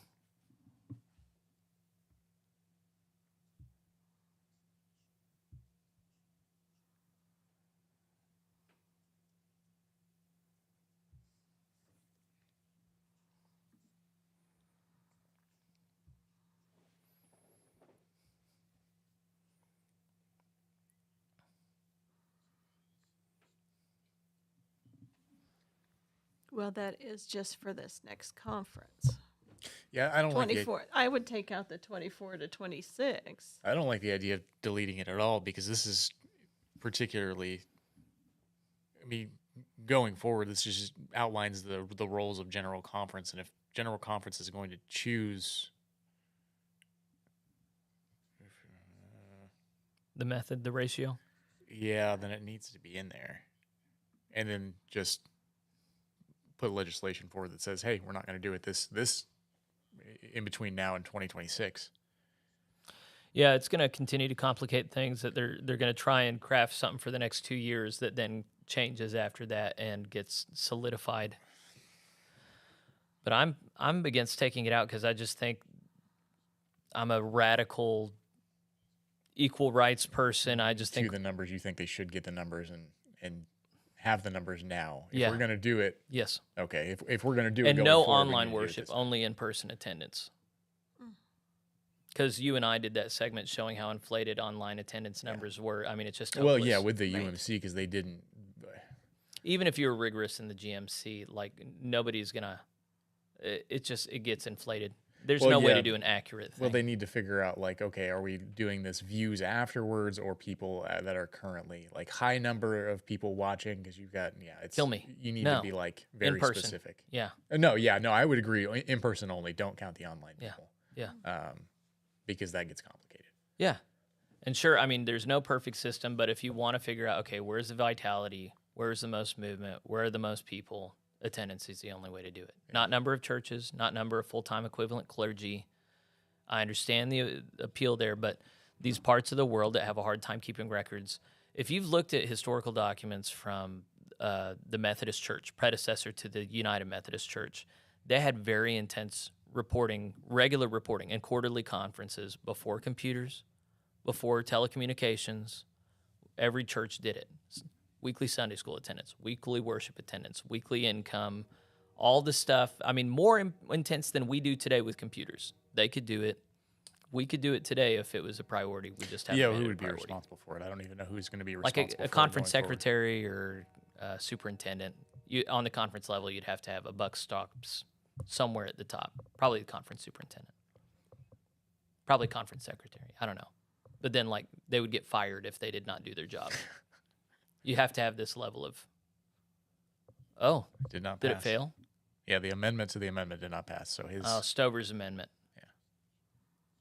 To the out. to delete the. So we're back to deleting it completely. Yeah.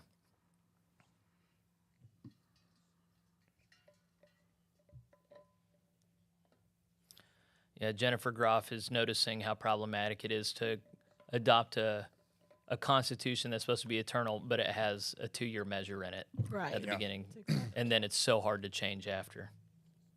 Oh yeah, then deleting it completely. Like, are you going to go back and put it in later, or are you going to forget about it? Like, what's? Jimmy Boone doesn't think it makes sense to use average attendance because we don't know how many members the GMC has. I guess I just don't think membership is a valid metric at all because so many churches have been so permissive about membership. I don't know that it corresponds to anything real. I don't know. Yeah, I guess it would depend on the church. Like how low is the bar for membership Yeah. threshold? I mean, I feel like it's not very high right now, but I mean, we had people that just didn't want to. If you got Join people for- on the membership roll who don't even come to worship and they're physically able to, Right. just membership has become meaningless. Yeah, that's true too. Yeah, you'd have to. Who don't give to the church even though they could. Yeah. You would have to go through and start removing people, and that's what people don't want to do. We do have some good language in the Book of Doctrines and Discipline about the nature of membership, and that's good. And if we held people accountable to it, that'd be great. But when you don't even have a means of effectively removing inactive or ineffective members, then again, there's a cool measure where you can make an annual basis of mandatory membership renewal, and if they don't do it, they're removed from the membership. I like that. But how many pastors are really going to do that? Especially if we're tethering membership to representation. Right. The incentive is to inflate membership again. Did your charge conference or church conference I guess you're a charge. Did your information have a request for a written policy from your leadership team about how membership, inactive and active members are tracked and how that? No, I think that is in the language of the Transitional Book of Doctrines and Discipline that you're supposed to have a policy written and approved by the presiding elder. Yeah, that was on the information Rick gave to me, was that we were to have that. We would be working towards that, having it. And so Yeah. I think that's great. I mean, I had been, I had come in and kind of adjusted that in our software based on who I was seeing and who I was, coming in contact with and knowing, and who was in worship regularly and that kind of thing. And so some of them would be marked inactive that would not be happy that they're marked inactive, I think. That's but supposed to wake them up, isn't it? yeah, Yeah. if they can see it, if they Yeah. look at it. Yeah, I've should. wanted to have a mandatory pastoral report card for each member saying, here's how many times you were in worship. Here's how much you gave to the church. Here's the other ministries you're active in. Yeah. Here's how I assess your level of commitment to the body. A lot of people wouldn't respond well to that. So they passed that. They removed 10. Okay, they passed the Emily Allen Wow. amendment. Wow. So it's out now. Chap Temple's up now. He's proposing an Now, amendment. he's my theology and history professor at Druid. Yeah. He's proposing to make a change to add that the General Conference can meet in virtually if necessary. Oh, for a special called conference or for a regular conference? If he said I didn't, I think it was regular. Okay. Either. Interesting. I don't think he specified, but I could be wrong. Well, see, they didn't meet in 2020 because there was nothing in the Constitution of the UMC that said that they could meet virtually. That was very frustrating. Even though we had the means to do it.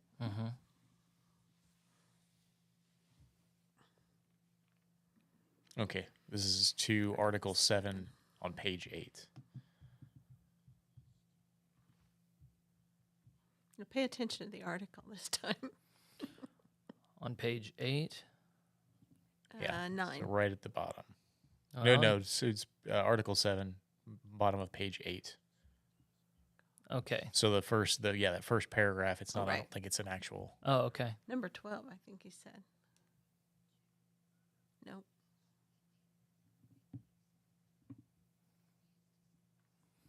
Oh, Beth Ann's in favor.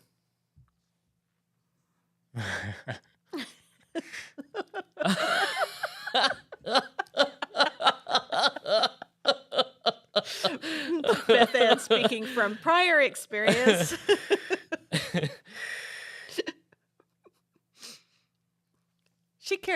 That carries a lot of weight. Yeah. She's worked tirelessly for years. Yes.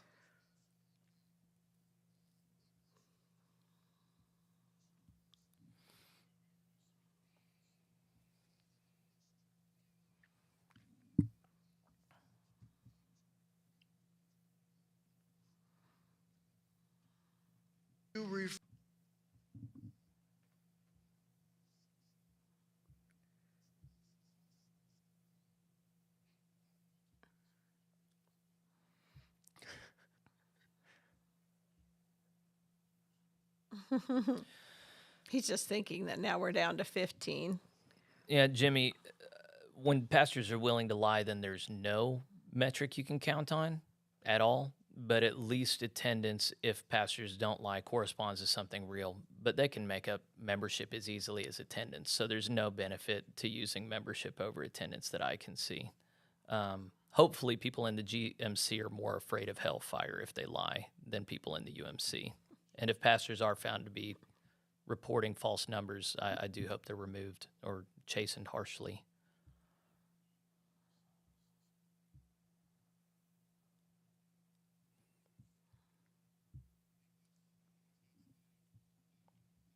Toby Chastain getting up again. Amendment.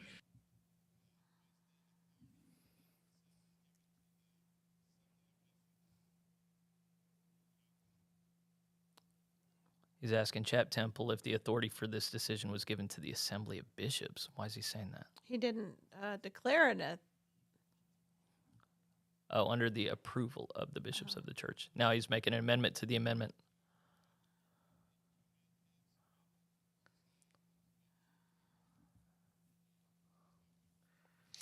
Okay. So So, they're He wants the connectional council to sign off on it rather than the bishops.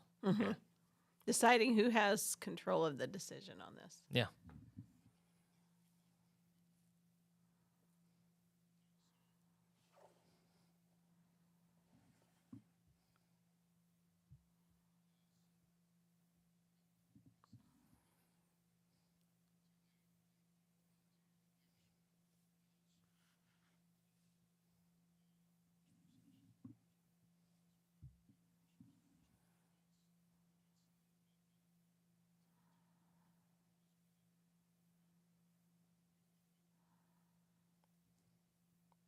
So now they're going to debate whether or not it should be the Council of Bishops or the Connectional Council that oversees the decision. Oh, Thaddeus is up.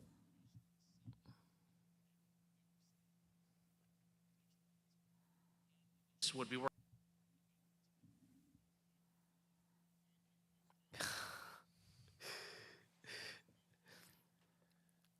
So now it's unclear if it's one or the other or both have to sign off.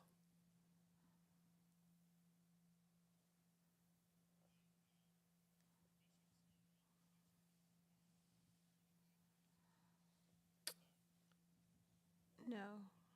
Only one bishop, yeah. Yeah. Oh, both. Okay, he said a both and decision, not just one or the other. That wasn't clear.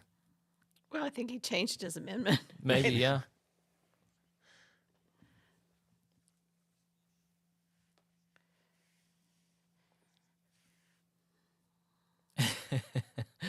Clark Atkins is speaking against it.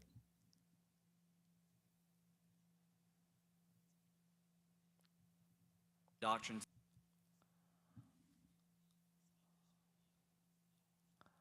Ah, the Connectional Council is not established in the Constitution, so it'd be Okay. unwise to use that. But the Assembly of Bishops is in the Constitution.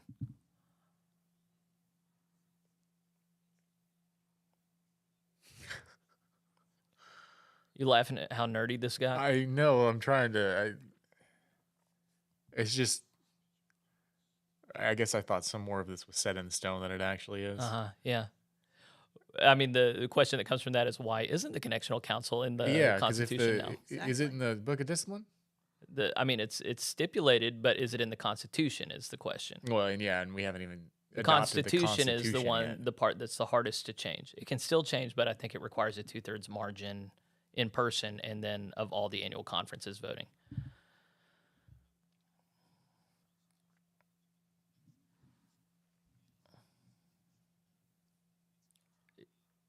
Oh, now this guy's saying it is a constitutional body. Sectional. Oh, But he agrees with Clark Atkins, but he just says Clark was wrong.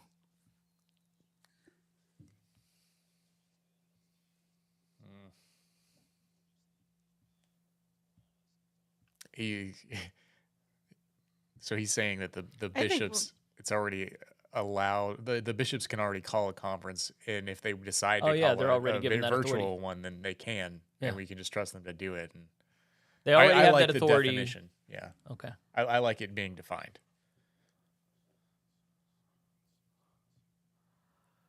See, this is when things move really fast, and it's really hard for people who have a hard time with.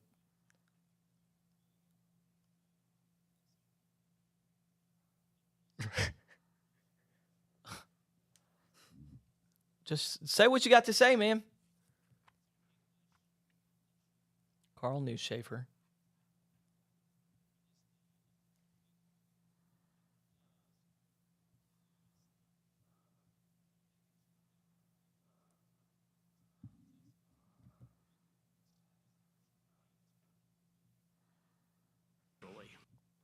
Oh, he doesn't want to have virtual. Says you can't have good worship virtual. Yeah, well, it's fair. That's It's yeah. true. fair. Yeah, if we're going to have this associated with revival and worship. Oh, he got a thumbs up from that old guy.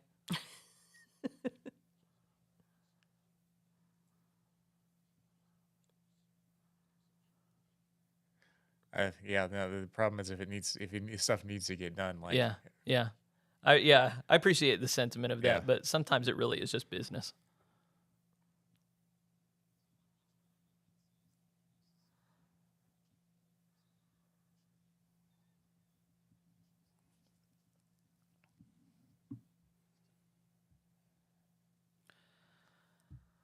Keith McElwain is there. He says the mood in the room is positive. Good. Folks working together in spite of some disagreements. None of the disagreements strike at the heart of the faith, which is probably why things feel so different, but there is a good spirit in the room as they debate the Constitution. Keith and a couple others have made sure to check in from the floor of General Conference just to make sure Jeffrey's not making this dramatic. We're all getting along still. To be clear, that is what comes through on camera.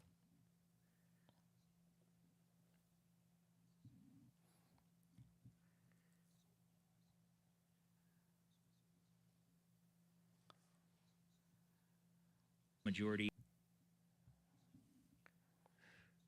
Oh, now they're getting Are you clear making on an what amendment to the amendment percentage to the amendment? of the vote needs to be. Yeah, is it a simple majority? Is it a simple majority of the bishops and the connectional council, or is it just the simple majority of both of them? This is like a competition to see who can get more persnickety. But it actually comes into play.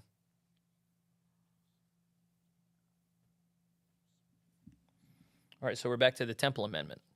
No, we're back to the The amendment that to the- adds the okay. council. Mhm. Okay. So they're Which voting I on. guess we determined that they are in the Constitution. So Yeah, the connectional council is in the Constitution. That's weird that Clark Atkins was confused about that yes, it is. because he's a nerd in the good way. He's a good nerd. All right, look, I can look it up, can't I? Connectional council. Let's see if it's in the Constitution. So I think Oh, there it was. was that it? I'm just okay. So okay, I'll share it with everybody on the.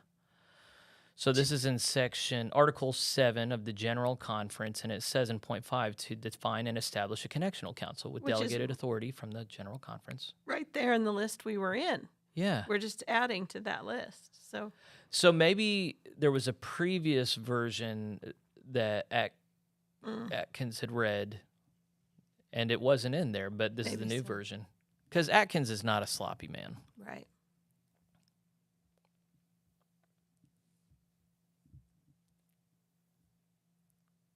Oh, yeah. Jennifer was ahead of us. She saw it. Yeah, I'd be surprised. Jennifer and Jonathan are both saying the virtual would only be used in an emergency.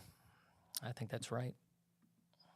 Just wait till everybody has the Apple Vision Pro and we can be with each other virtually. Then we can just have worship that way. I'm against it. I'm a neo-Luddite, I think is the word for it. No, thank you. They're taking the vote now. 300 votes cast, and then they're doing the Zoom participants separately, of course.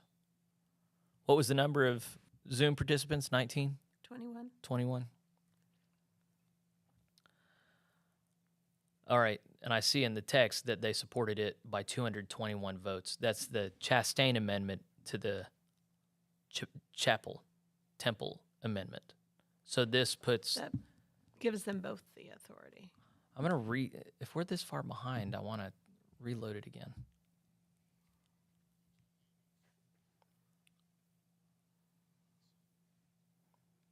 Our video is just behind the text.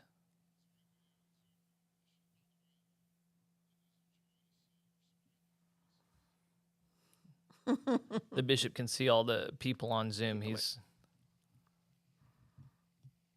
Oh, and we can see all the people on Zoom. Oh, hey, they put that up there. Oh, man. Oh, they got a whole conference room in there. 2 whole conference rooms. Yeah.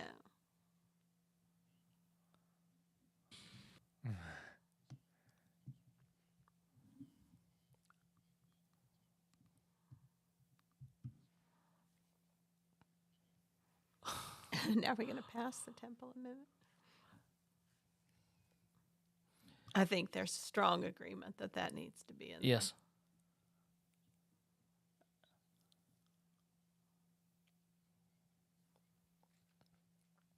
Yeah.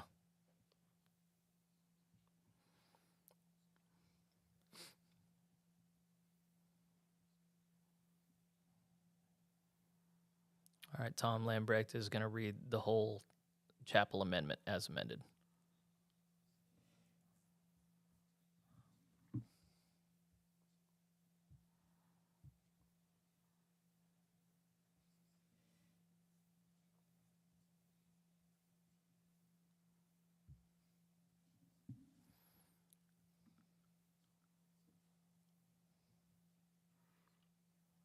when necessary. Yeah. They may meet virtually.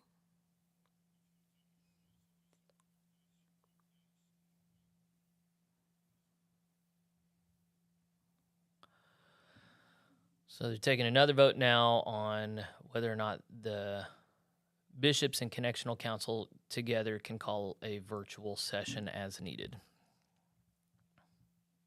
And it probably is good that they share it with the connectional council. If the concern is that the Assembly of Bishops is like activists like they were in the UMC, then hypothetically they could call a series of necessary conferences that then they ram their agenda through in a last minute. Or decide that they don't need a conference at all and push it out 4 years. Are they? Yeah, they were already given that. Were they given that authority? I don't know if. To not hold a conference? Yeah, I don't know. think they have that authority to cancel a conference. You But think even they would- so, I mean, if the thing is that so in what they did in the United Methodist Church was they said, "Oh no, can't meet because of COVID," And we then don't have an option. We don't have an online option. Yeah. Mhm. So I don't think authority is given to the bishops to not have a conference session, but can they call a special conference session? Yes. But if the agenda is self-serving, there has to be at least one other body that signs off on it, the connectional council. There's a little accountability there. Yeah. It's not a And I perfect thing, think- but it's good.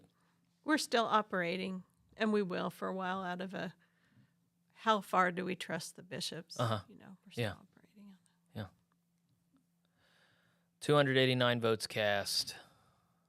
Looks like it passed. TJ is ahead of us in the future.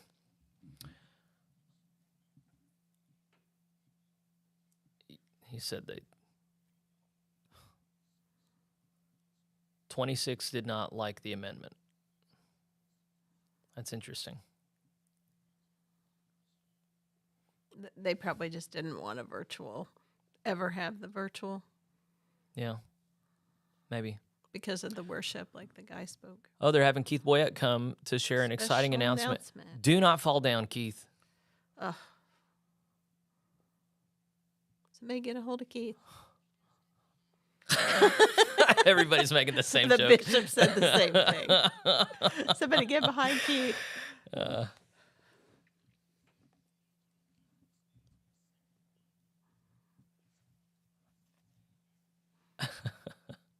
excited.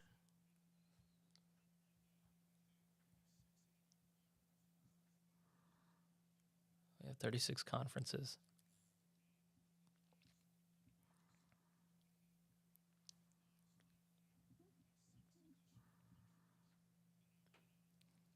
We've been recognized as a legal entity in an additional 6 countries. 6 countries. So that puts us up to 42.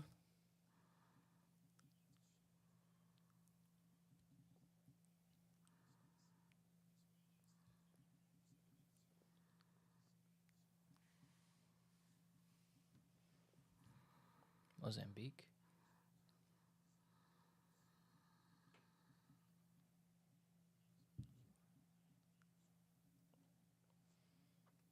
Zambia.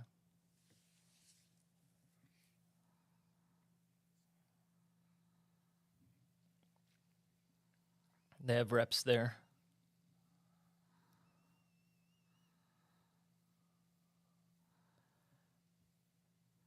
There's David Watson. He don't see him, but he's happy. Zimbabwe. Woo-hoo-hoo. Zimbabwe.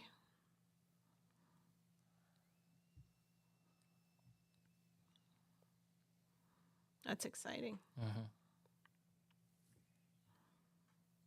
Malawi.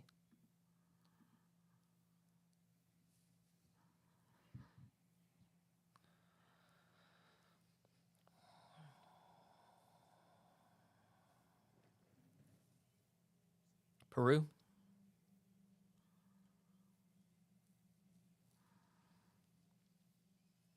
I think that's...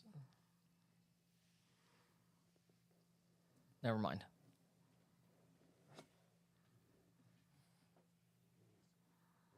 All right, Mexico's in. Yes.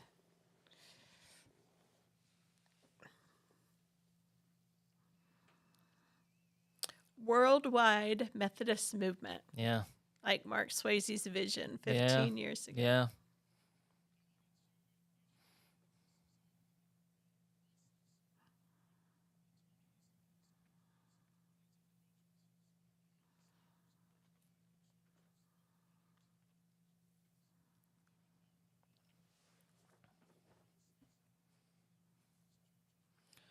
What Keith is not going to brag about is that he's almost single-handedly responsible for going through the legal process and every single... There isn't anybody on the TLC, to my knowledge, who's doing this work. It's all Keith. Simon Mafunda.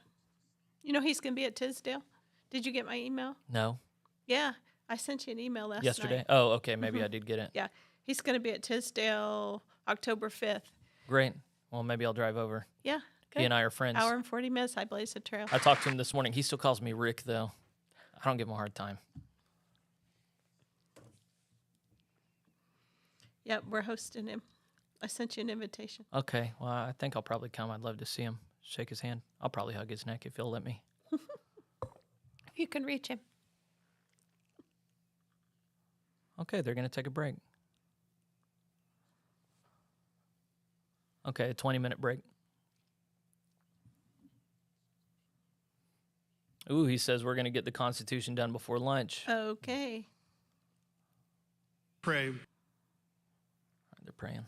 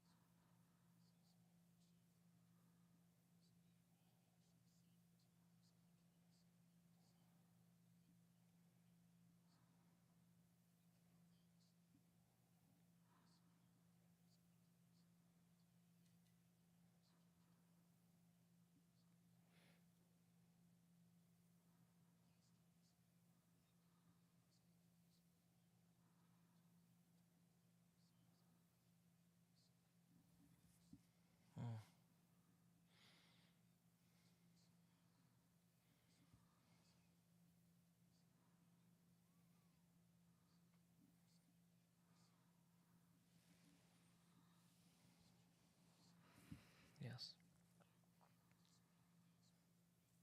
Yes. Amen.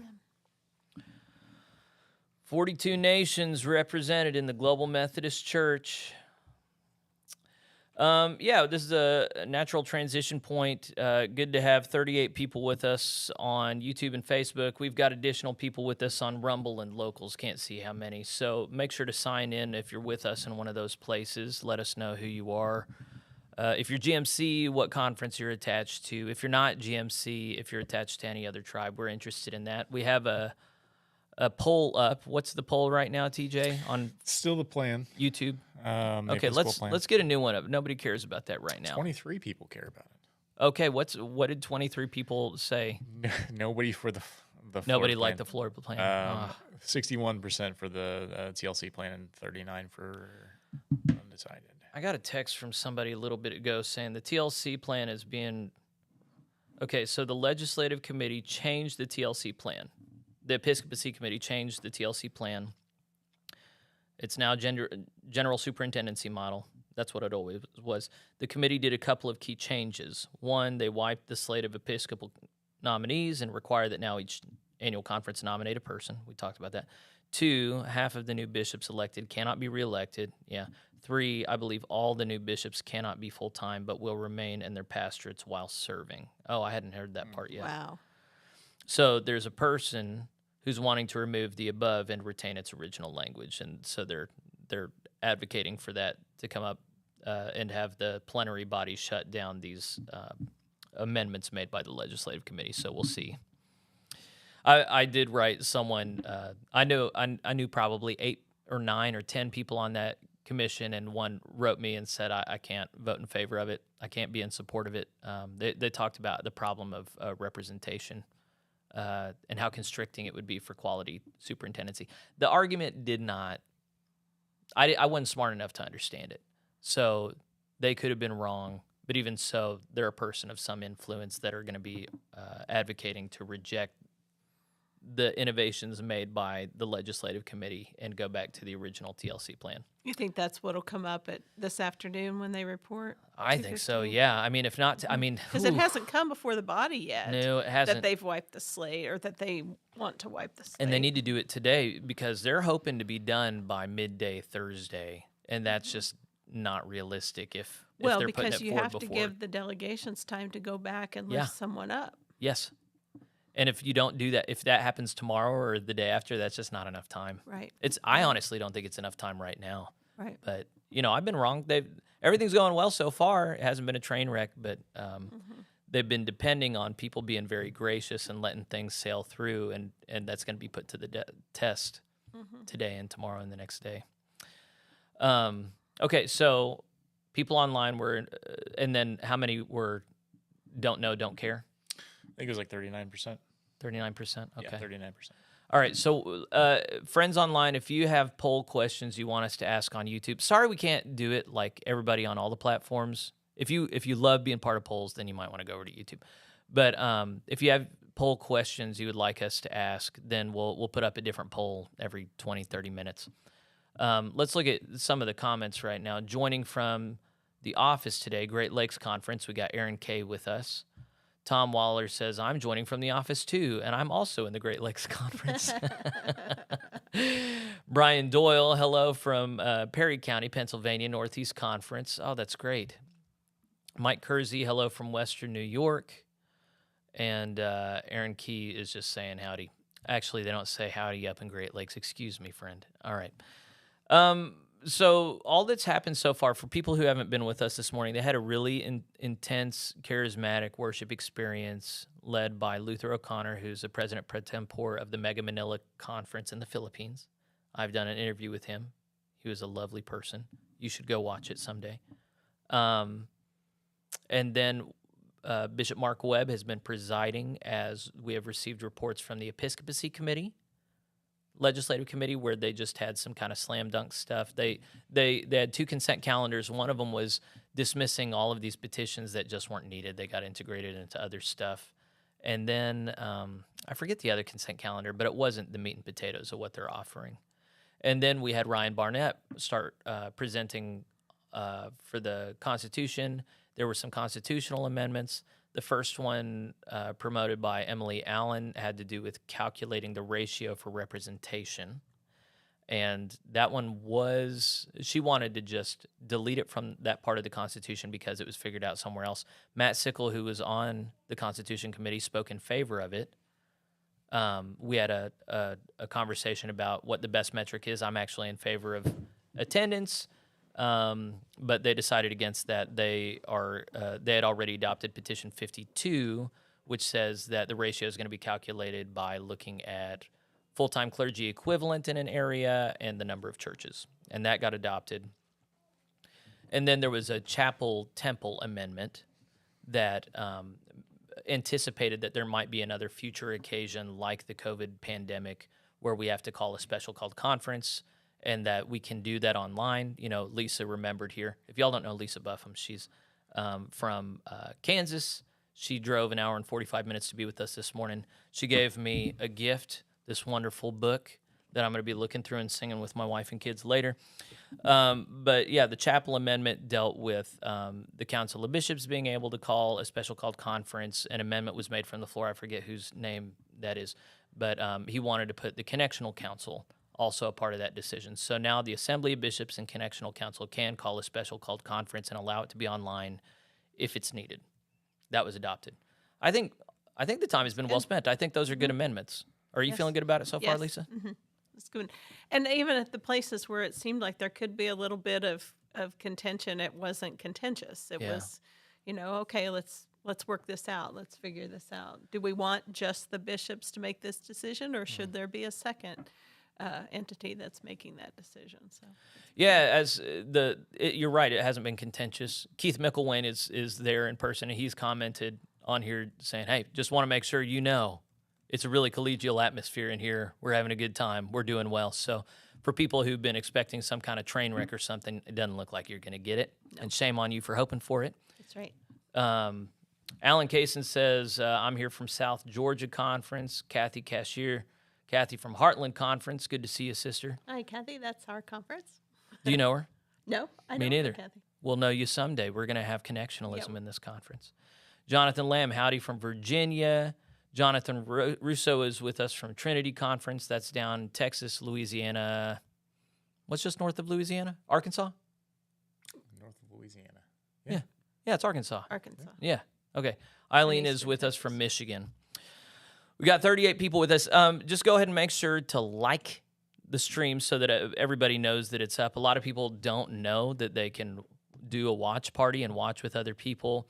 It's been a really useful thing. I mean, it's super boring yesterday. I'm sorry for those of you who participated with us yesterday, except for Jennifer. You make it interesting. I'm not sorry for you. But everybody else, yesterday was really boring. We were doing elections, and it was very difficult. And they might still do elections today. I might just sign off if they do elections again today. But they still need to elect half of the committees, right? Yes. Yeah. What were you about to say? I was going to say there's a new poll up. What is it? Should online worship attendance count towards actual attendance? You're just trying to make people fight. Yeah. Yeah. I'm an instigator.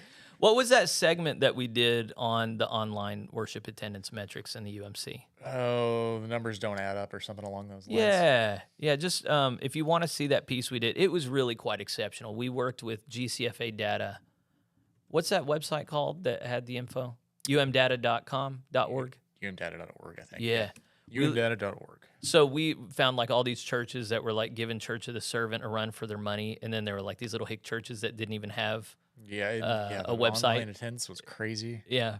So obviously there was just massive misreporting going on. So yeah, go if you're on YouTube, make sure to fill that out. We're interested in your feedback.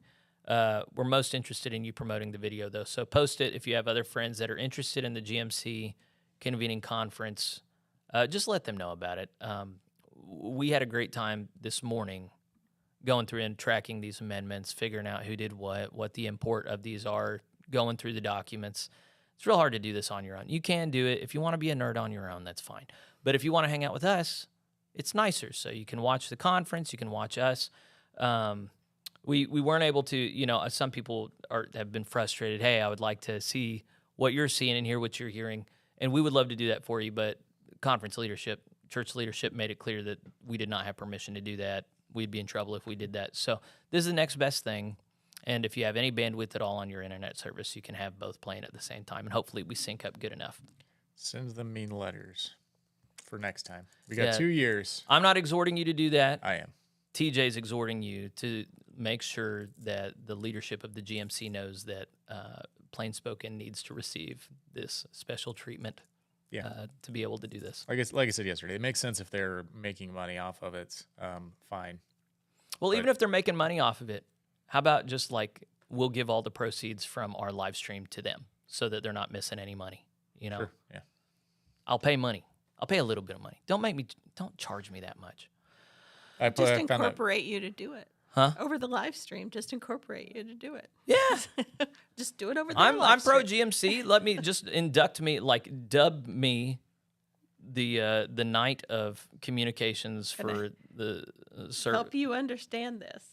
Yeah, we still need to figure out what happened with communication. Were you watching yesterday whenever they approved a petition that like did not include communications? Yes. Do you know what that is? I was in and out yesterday, but I did see that. I don't know, but I did wonder if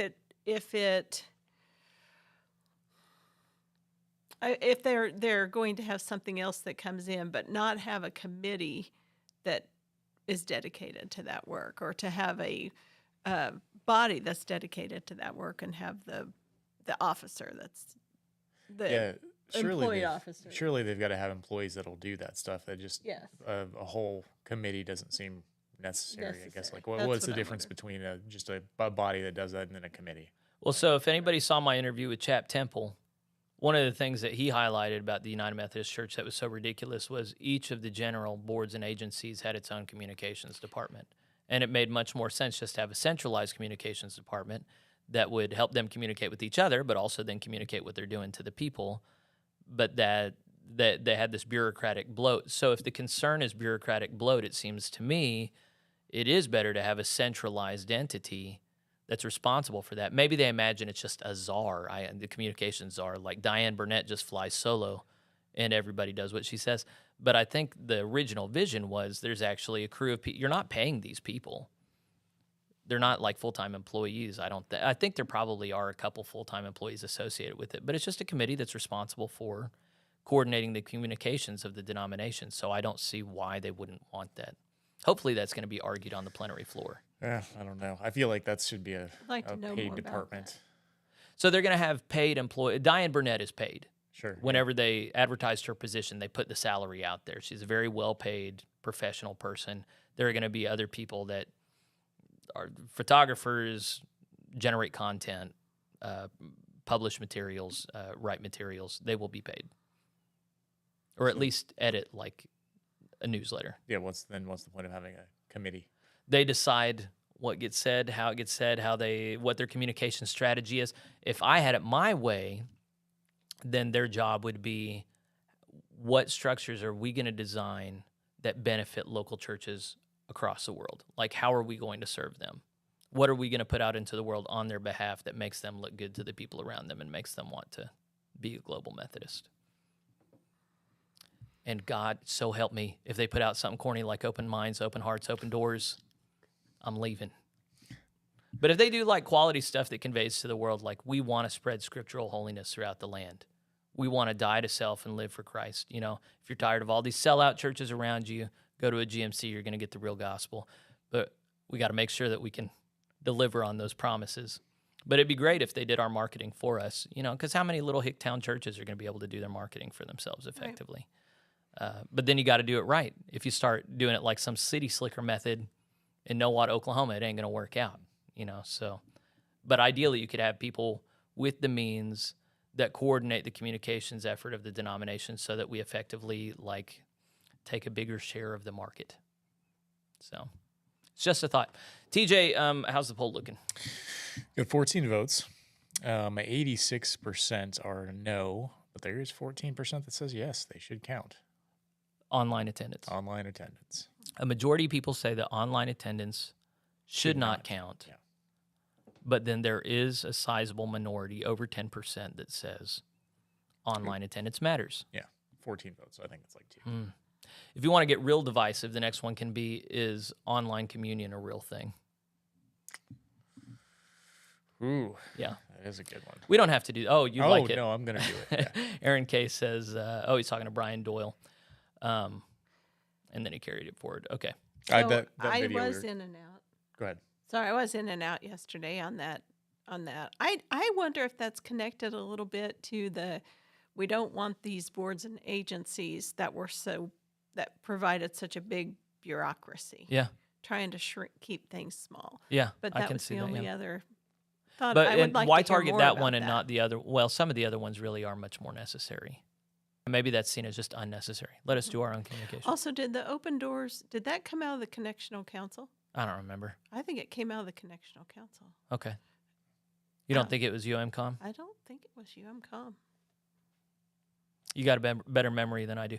Those who don't I know, don't know why I remember who that. Lisa Buffum is, she's actually a name that some of you might know. What was the name of the group that you founded? BeADisciple.com. Okay. The Richard and Julia Wilkie Institute for Discipleship. It was one of the projects under that umbrella. And if you haven't heard of Be a Disciple, you probably should have. I remember seeing the flyers for it, but I never looked into it as much as I should. But what was, at the biggest point when you were in charge, what was enrollment? Oh, we'd have around 350 people a month through maybe 30 classes. So it wasn't like an accredited, like higher education thing. No. It was like an optional, like building disciples up. Really for laity or for continuing education for clergy, but online education for Christians. So, and then at that point you were laity. Yes. But now you're clergy in the GMC. And I was confirmed laity. Always.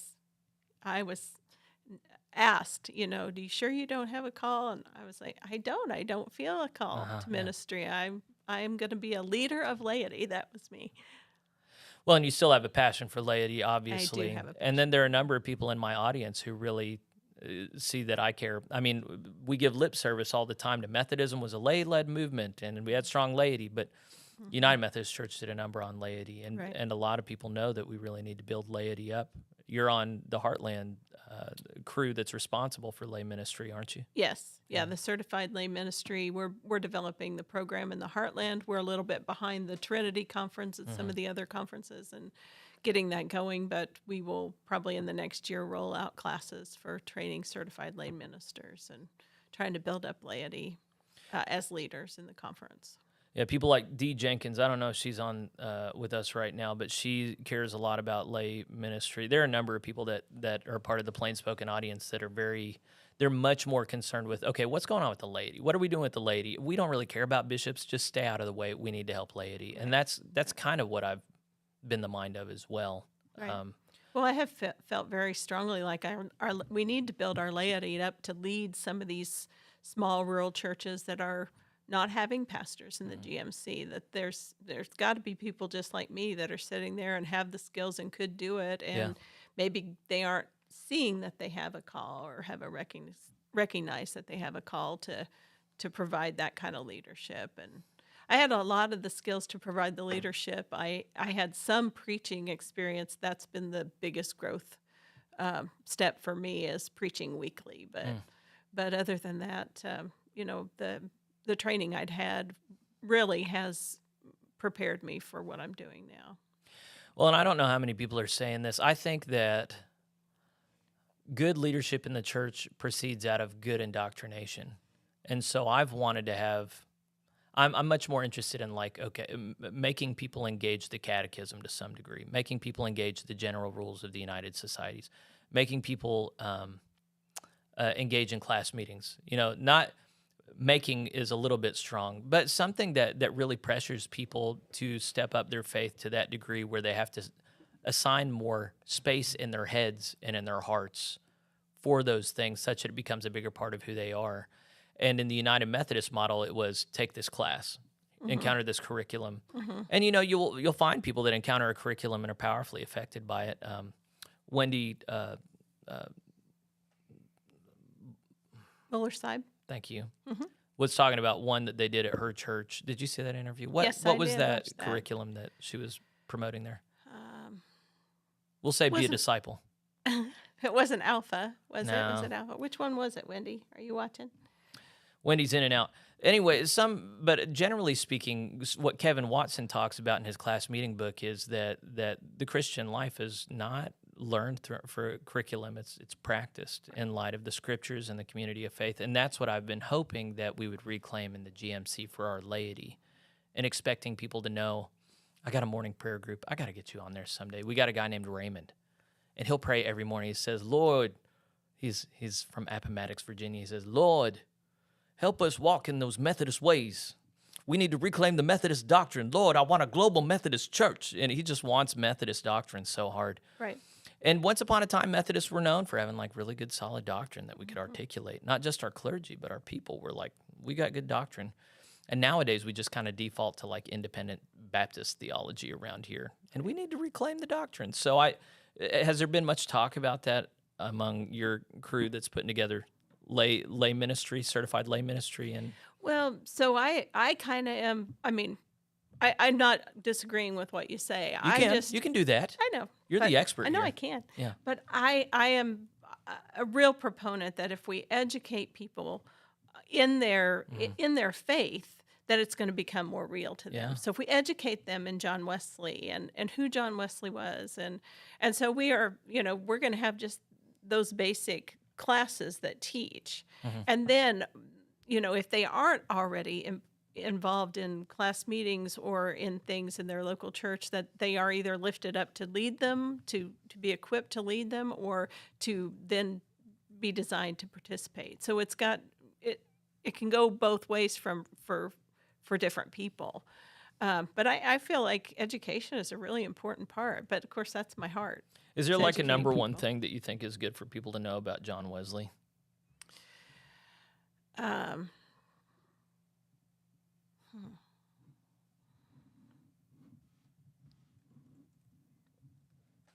Well, I think possibly that he didn't set out to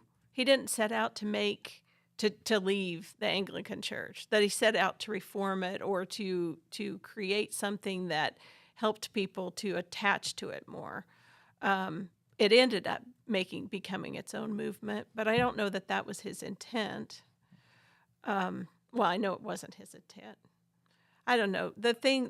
Of course, the grand depositum, that the thing that we are given is sanctification, that we are given that's the thing that Methodists have to pass on, is that we are going on towards perfection. Holiness, yeah. Holiness. Is there a favorite anecdote you have about John?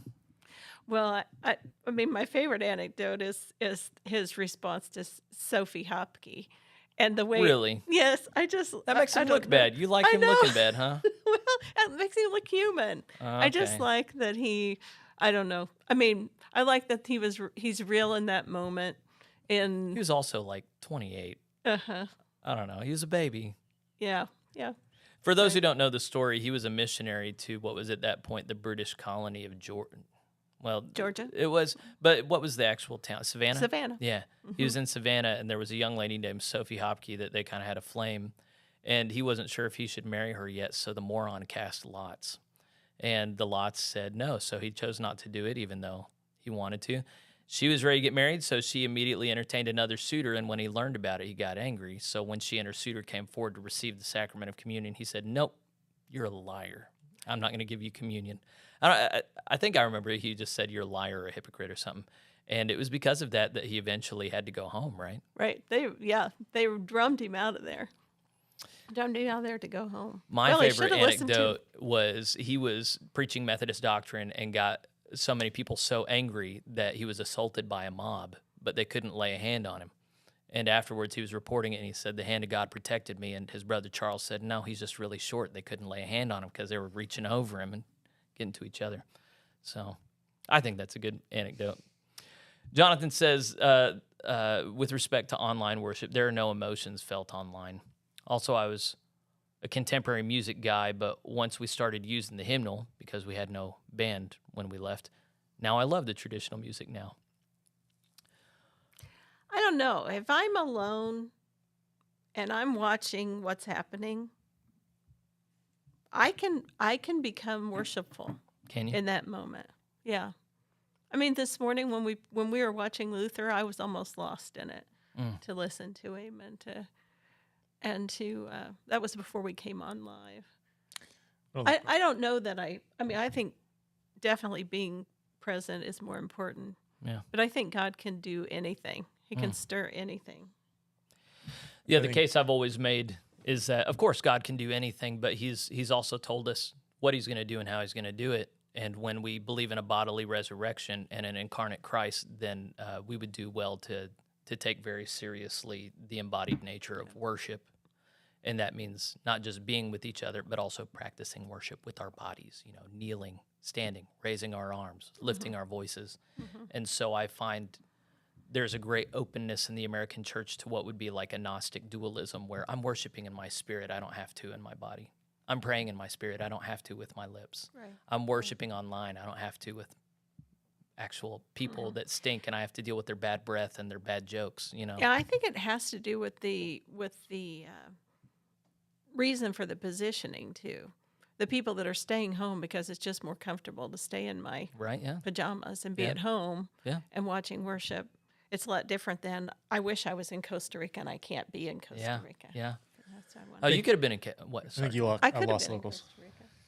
How did we lose locals? I'll see if I can't turn it back on. I've never had that happen before. Are you for sure about it?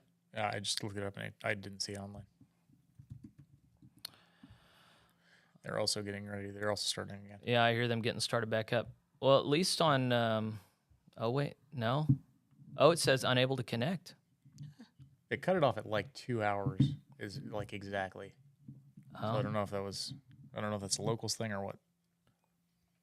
I didn't recall there being a cutoff, but maybe there is. I'm sorry, locals friends. Chris Roberts says, no offense to the informed laity here, but I don't think most laity properly understand communion theologically to think through the pitfalls of online communion. Oh, Chris. We're not trying to determine church doctrine off this. We're just trying to take the temperature of the room, man. By the way, what was have we put that one out yet, that poll? Which one? Online communion? It is 9 votes. Does online communion count? 11% say yes. 89% say no. Okay. All right, I'm going to go back to the live feed. I hear Nate Fugate talking. Yeah.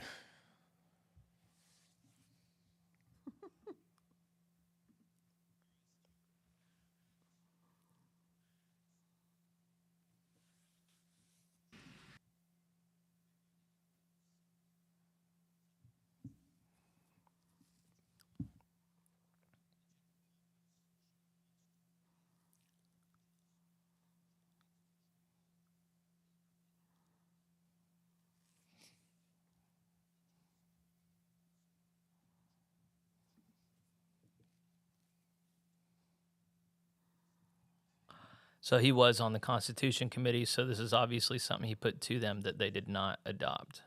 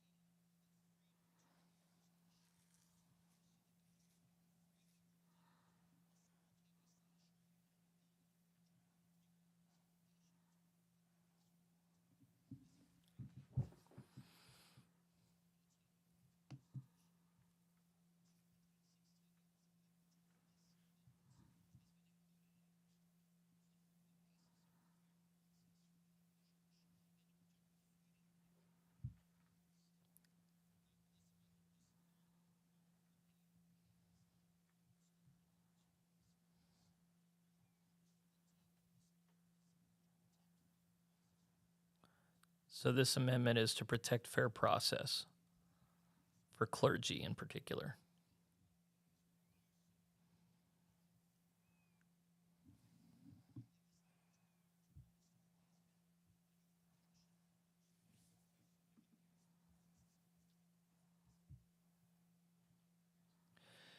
It's interesting. He spent the bulk of his time speaking theologically and historically, but not to the particulars of what he wrote. But I think that was wise.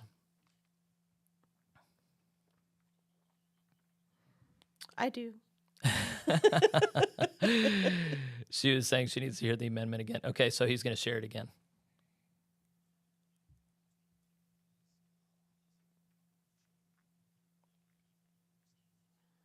Oh, he says, I don't have it.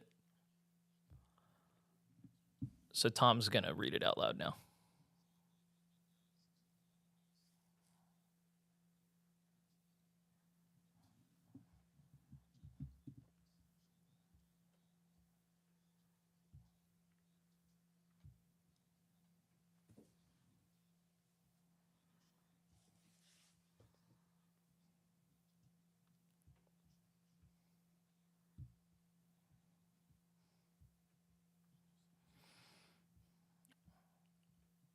It's a new article then. It's not Article 12.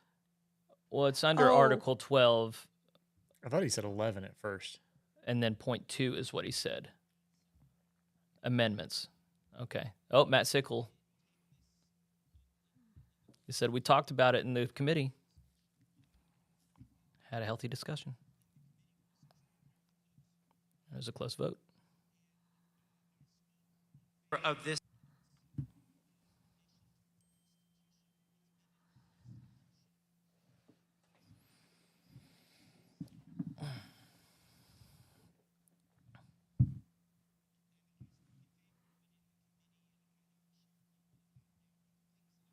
So he's speaking in favor.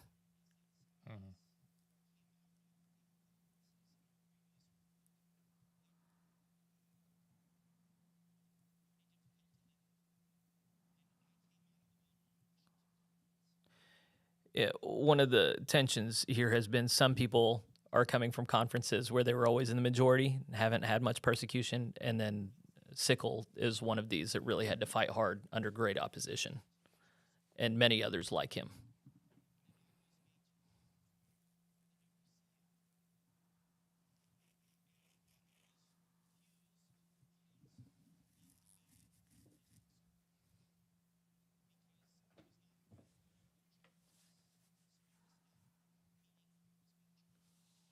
He's describing a disciplinary hearing where he was given no counsel.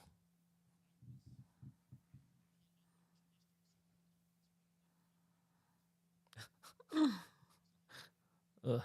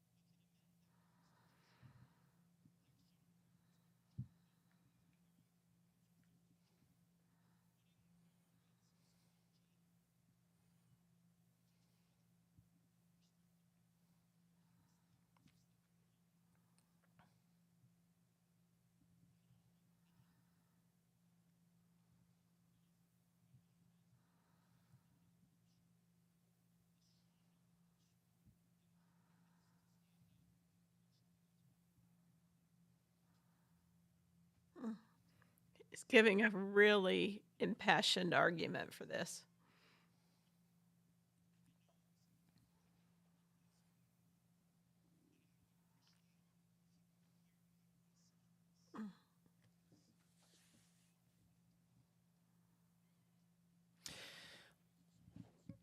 One of the things I noticed after watching United Methodist stuff is there's no timer on the screen. They're not saying you can only have 3 minutes. They're giving him his Good time. point. Good point. So now they're going to explain how they talked about this in the committee.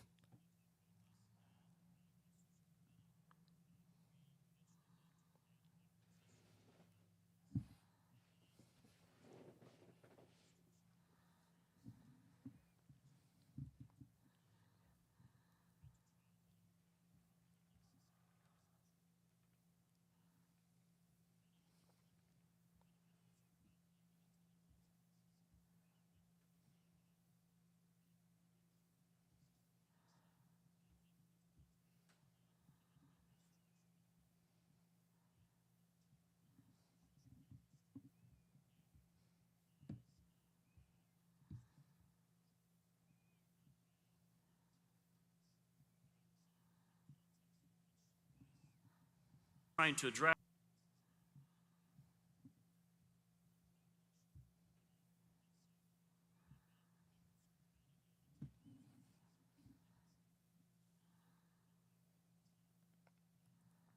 in the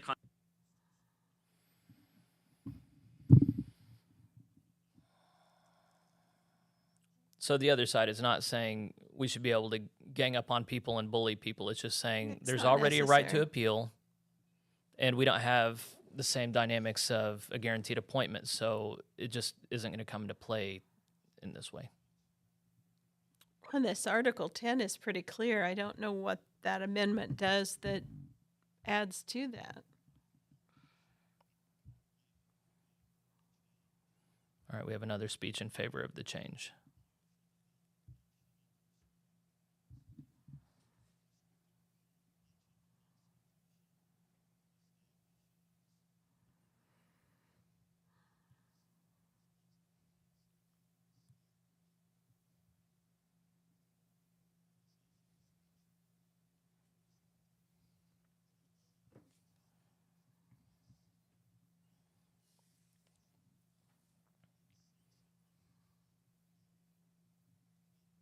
It's not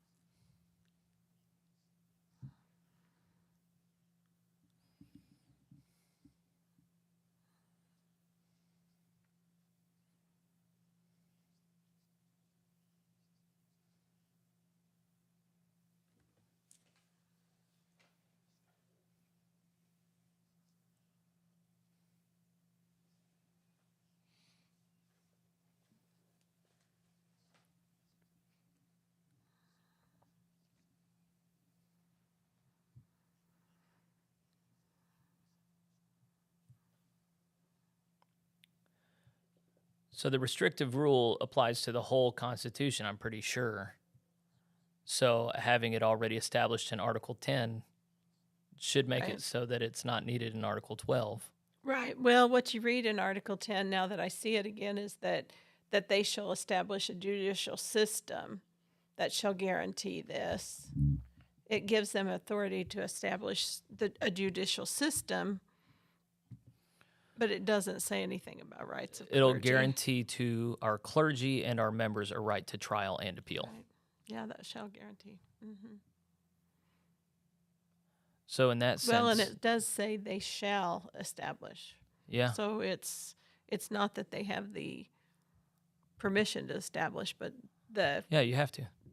command to establish. I keep doing this. Sorry, guys. They aren't going to add it to 12, I don't think. I think they're going to add it below 12. Oopsie. But they aren't saying it'll You be know, 13. so he's adding it to 11. He misspoke earlier and said 12. He's adding it to 11, and 11's only got 1 point, so it's going to be 0.2. Oh, thank you, Yeah, TJ. no, you're fine. He's great. Oh, there's a Wow. restrictive rule. Yeah.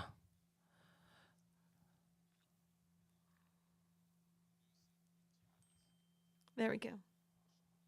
Okay, so this is where it's going to go.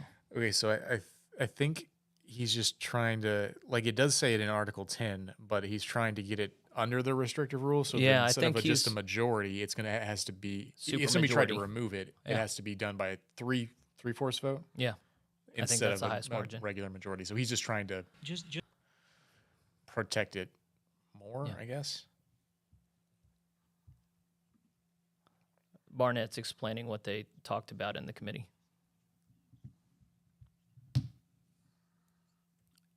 Okay, good. do I'm glad he said that. Okay, that's good to know.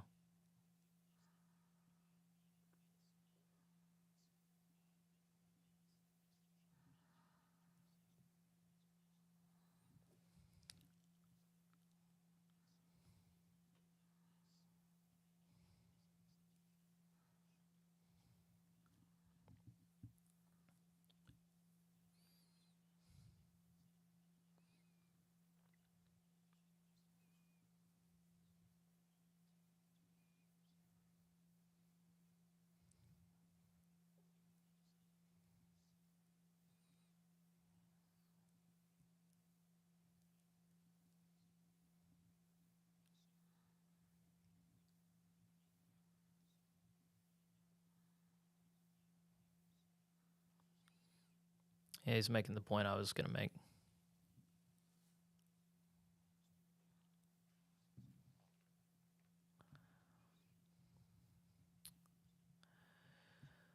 I did an interview with Beth Caulfield. I don't know if you remember who that is, but she's another who would be very much in favor of getting the rules right with respect to church trials and protecting people, because she got harmed in New Jersey under Bishop Mark Schull. And she wrote about that. People like to throw rocks at glass things. It's not that, but it's something like that. And I got kind of clear at that point. And I've got libertarian sensibilities. So what you find is we invent a lot of rules in the U.S. that try to promote local business and protect local business, but they're still used by big business against. It's this kind of jujitsu that people with power, entities with power do. So the libertarian position is don't make rules and market forces will provide for the best. And so if you have the Judicial Practice and Procedure document, which operates alongside the Book of Doctrines and Discipline as just a judiciary, and you have all these procedural rules, and then the people whose full-time jobs are for the church are going to learn how to use that against people who have other things to do. And so with good intentions, you could be establishing something that's actually hostile to clergy while saying we're going to protect clergy. So that's the unfortunate intent here. And you have people who've been harmed saying, if this rule had been in place, I would have been protected. And Barnett's corrective here might be, no, there's nothing that protects you. There's nothing that protects you. There's no rule we can make that's going to protect you from a wicked ruler. And there's some wisdom in that. Yeah. Well, it passed. They put it on the restrictive rule. Mm-hmm. Wow. Wow. How many votes no? I didn't see what the vote. I didn't hear what the vote was. There were on two that. abstentions. I didn't hear how many. 178 supported, 144 opposed, with 2 Oh, and it was a simple abstentions. majority vote. Simple majority vote. Wow.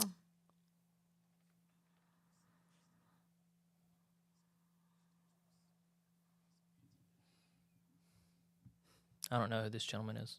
Michael. And while Morgan, maybe. He's just making a grammatical correction. I think I can skip out on this for a second. You guys covered this very riveting grammatical conversation. I just need to hear what he said again because I didn't. He was just making a grammatical correction. Yes. Article 11 is titled the restrictive rule, but he says it needs to have the verb amending the restrictive rule. It's not grammatically correct to call it the restrictive rule.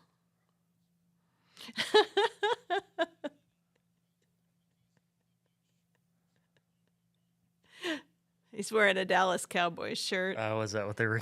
Yeah, yeah. Bishop, is that Bishop Jones now? It's back up with Bishop Jones in it. He doesn't like it.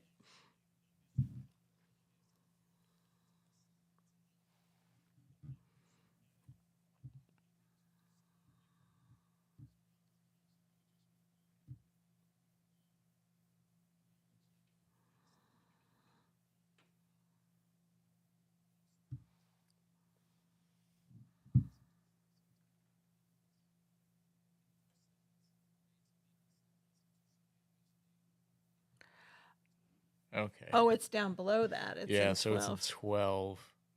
In a second sentence, it says the restrictive rule shall require a 3/4 majority of General Conference delegates present and voting. Okay. And he wants to change it to amending the restrictive rule,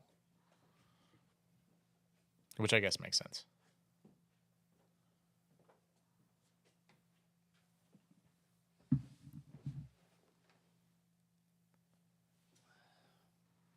You made it back just in time.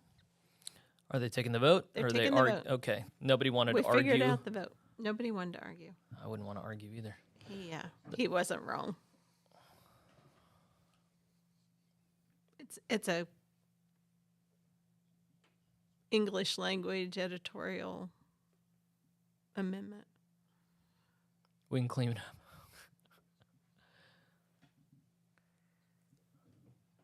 Oh, it's not editorial in nature, he says. Seems editorial to me. Uh-huh.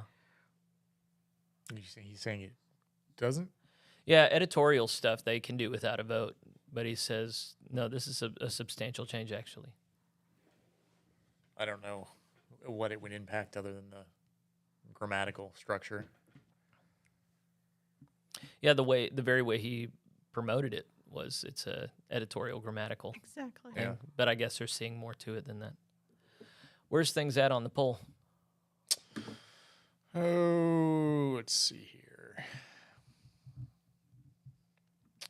This is the does online communion count? There are 19 votes. 32 are in favor of it. 32%. Okay. And then there's 68% that say no, it doesn't count. Okay. Let's do a new poll. Do more rules help protect people? Or do they serve? More rules good. Yeah, more rules. Do they protect? Do they effectively protect? Do more rules effectively protect? Or do they cause more harm?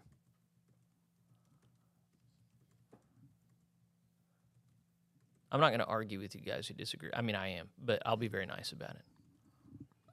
I want to hear how people feel about this stuff.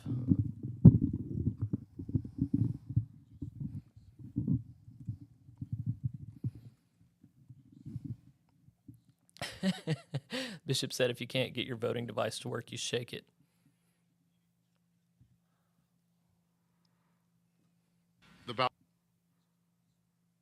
The guy who made this amendment, whose name we didn't catch, Yeah. had on a Dallas Cowboy Did he? emblem on his shirt. Okay. The bishop, he said he didn't agree with that.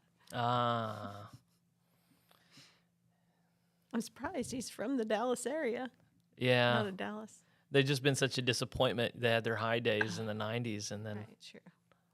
True. He might be a Chiefs fan. Hey, did you catch that vote count, TJ? I think there were like a handful that said no, but they passed it. Wow, pink shirt. 14 voted against, 314 in the affirmative. 12. Page 11, Article 12.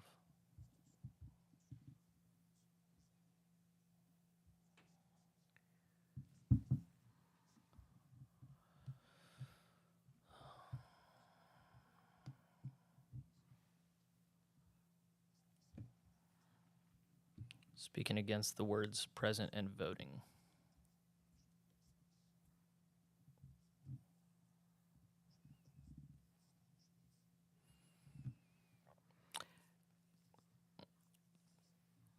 It raises the bar for necessary yeses. No.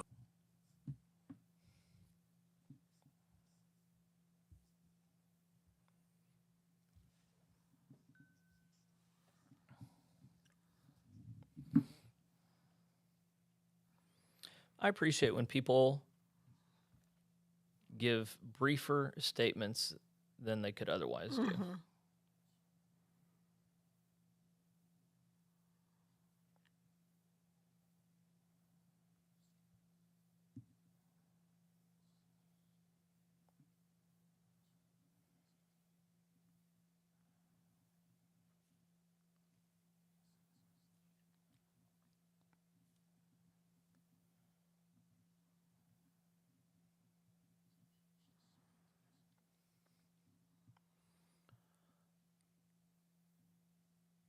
So now they're going to speak to this amendment on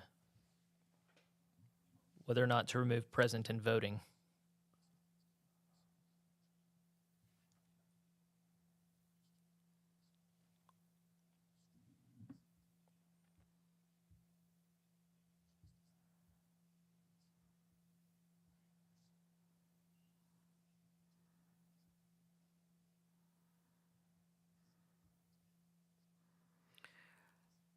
Oh, good question. Oh, he's right there to answer it.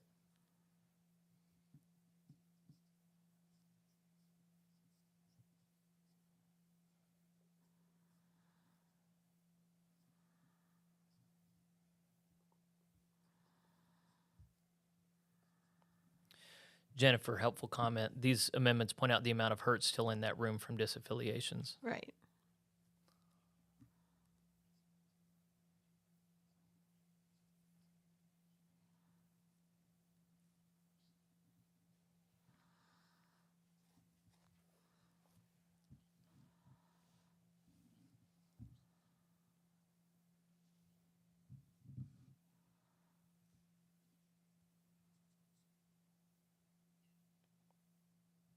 then I will.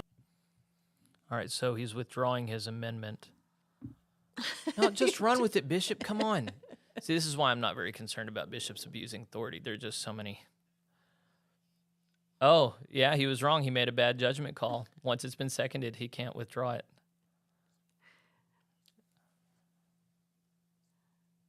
He supports the intent. Got to do an amendment to the amendment. Yeah.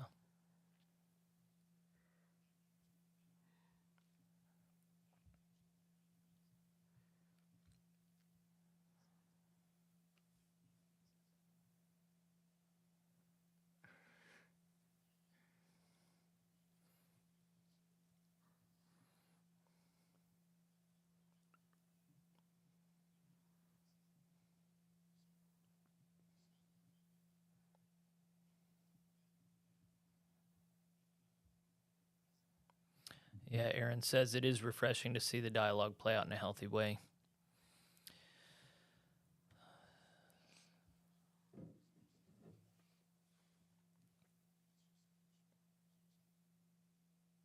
There are plenty of seconds.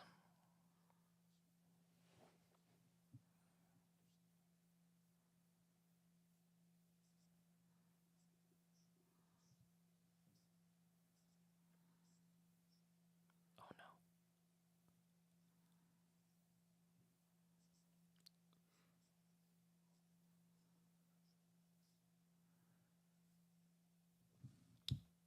Can't do that. Well, if you suspend the rules, can you do it? I don't think he can make another motion when there's a motion on the floor. Unless maybe it is to suspend the rules.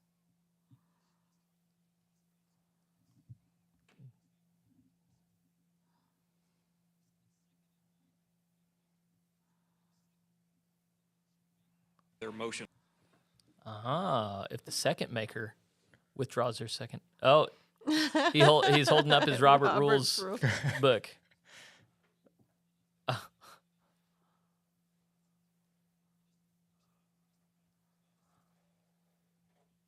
Wow.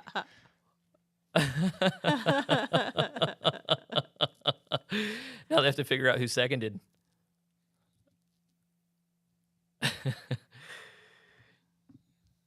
He's handed it over to Bishop Joe. Oh, man. There's such a jovial, congenial atmosphere at the table. Mm-hmm.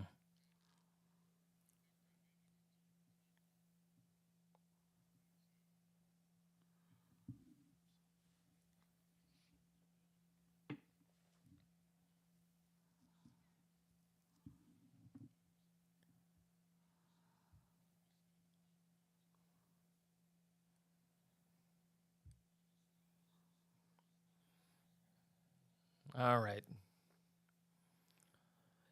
All right, so they got rid of the original amendment. They're going to put forward a new amendment that requires that only they be present, not voting, so that abstentions are counted properly rather than...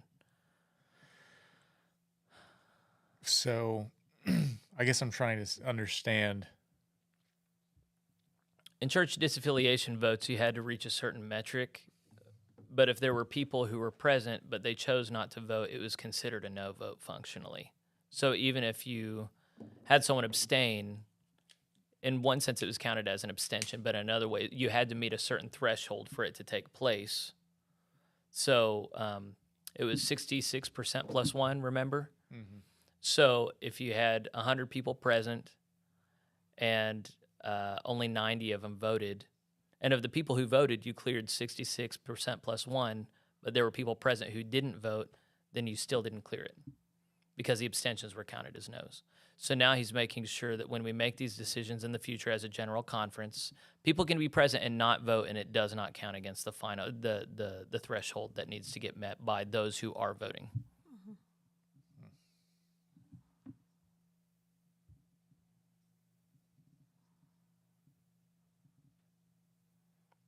Okay, we hear applause.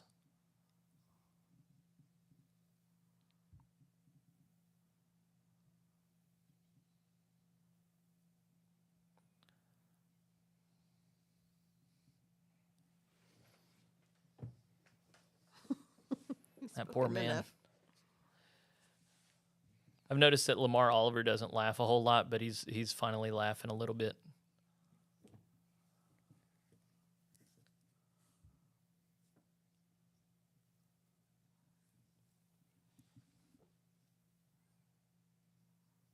Oh, no, don't do this.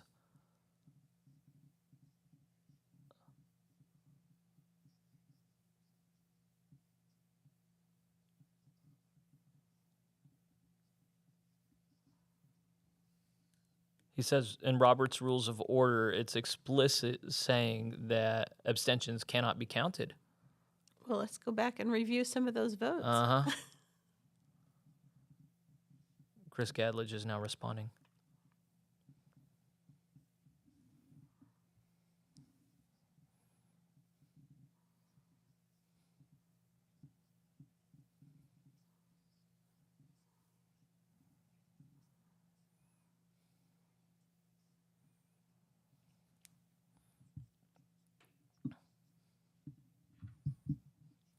And Callie's nodding her head.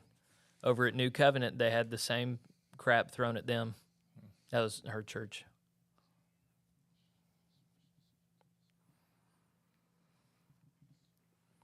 Oh, we got another James Bass. The law.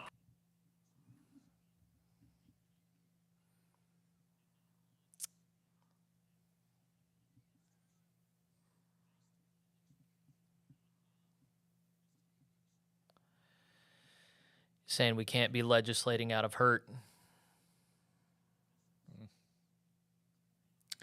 But I don't then, think I agree.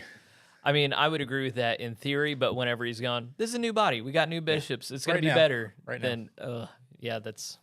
Well, it's not something that's going to be harmful to add in there. I mean, it's just a clarifying bit of information, but I suppose Well, the thing is- libertarian argument is there are all kinds of things that you can add with good intentions that don't seem to cause It's just- harm, but there's the law of unintended consequences that Right. takes over. So I can't foresee how it would be bad, but I don't know the future legislation that's going to be brought. But it does seem, I mean, I like the amendment. I don't know.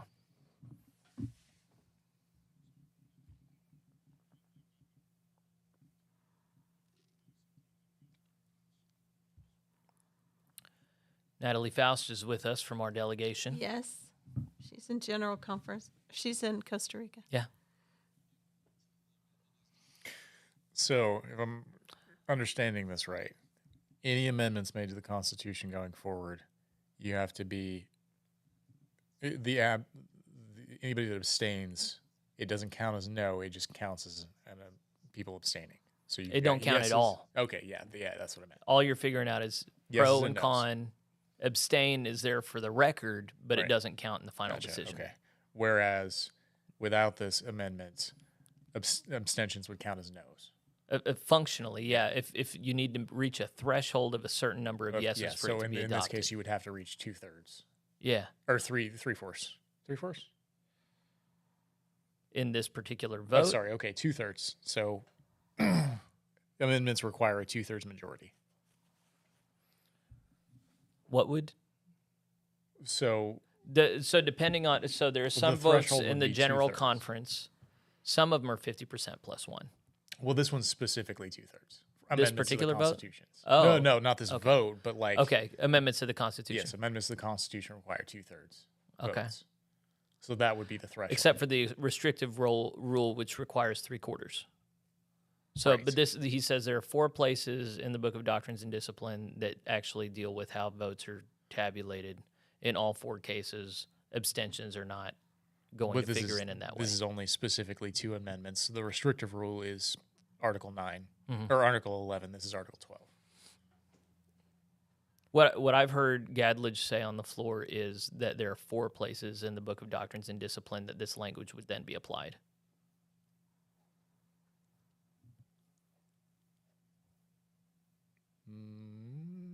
I think the intent is wherever a vote is taken, abstentions. So there are 2 instances to adjust this in Article 2 or in Article 12.2, and I Okay. think there's 2 more instances in the actual But somewhere Article else 12. in the Constitution? No, this is Oh, in all the in larger Article body? 12. Okay. Oh, and okay. We'll see in a minute. Aaron says, this entire conversation seeps with our experience of mistrust in our former denomination. And I don't think that has to be bad. Like, it's okay to be a person who learns from the past and gets wisdom from bad experiences in the past. You know, like, I don't stick my finger in outlets. Had a bad experience one time with that. It's probably not going to work out well for me, you know? Actually, I never did that You've one. got all new outlets in the house. You know, it shouldn't matter. You know, it's okay to learn from bad things that happened in the past. It's not a sin to carry. I mean, the biblical image is Jacob/Israel wrestling with the angel in the middle of the night who hits him in the hip, and he Walked away with a limp. Yeah. And did he sin by getting his butt kicked by God? No. I mean, he learned something from it. And that's Christ appeared with the failed. wounds still. Oh, it failed? Yeah. Whoa. I didn't anticipate that. The Gadledge Amendment failed. They're going to maintain present voting. I did not read the room right there. Brian, I don't know if they ever made that decision in the assembled body. It's just been taken for granted. Oh, no, they did make that decision. At the beginning of each conference, they adopt the rules. I don't know how we're going to do it. And in that language, it's very explicit. Robert's Rules of Order is the name of the game.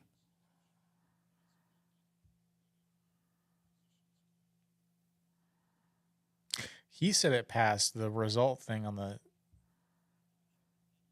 said it failed. Okay, maybe he just read it wrong because it says it failed.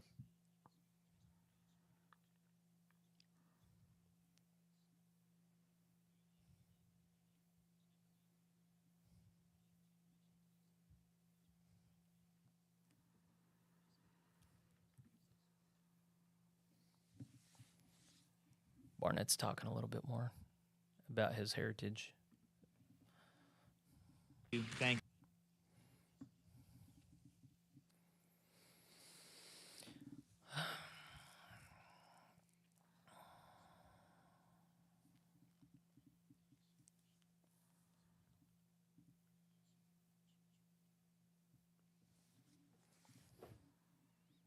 Bishop Joe is now praying.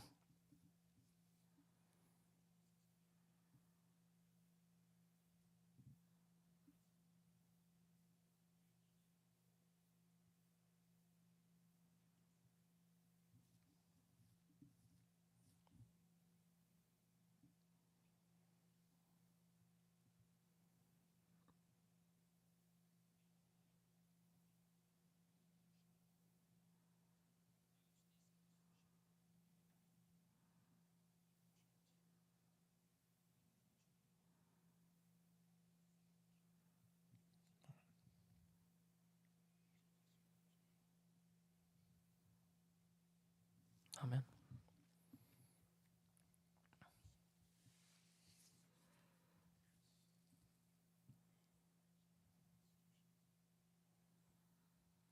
Okay, so this is the vote to adopt the whole Constitution that they're taking right now.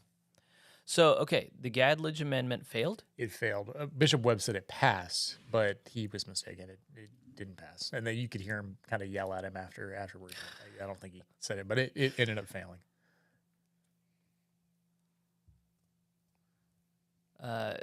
Jonathan, the metric that needs to get met for any given vote depends on what's being amended.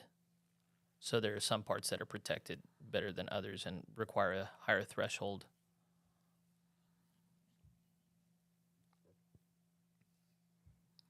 Jimmy Boone is saying that it passed 171 to 152. Well, that's what it says in the write-up on the side. But I thought, and it's a simple majority. Yeah. Maybe he read it right then.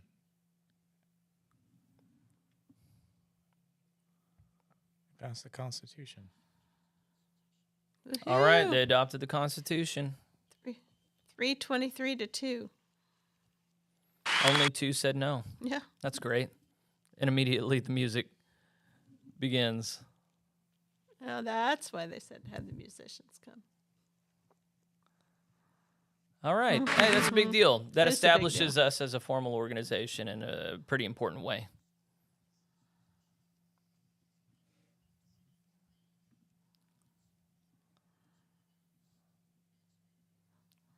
How'd you like to be one of those That's two? a pretty big margin.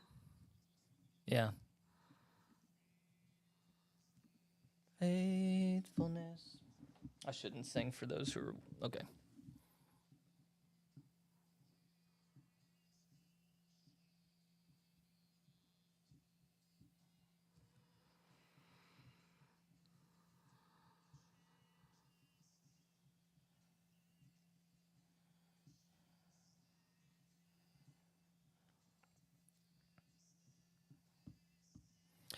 One of the things Angela Pleasance and I talked about, she's a crisis counselor, trauma counselor for first responders. And she and I have both been concerned that a lot of people trying to build in the GMC are carrying damage from the UMC that they haven't reckoned with. PTSD. Sort of, yeah. I mean, I don't know, we make things a little more chronic than they need to be sometimes, but we're carrying damage regardless of how bad it is. And I think there's a way to deal with that responsibly and in a holy way, and then there's a way to overreact, So I think what we were just watching over the last hour was trying to ride that balance between acknowledging the bad things, but not being a slave to the bad things. And I wonder if they should have a healing service and encourage people to give that, to receive healing for that, and to give up their claim to being hurt by that anymore.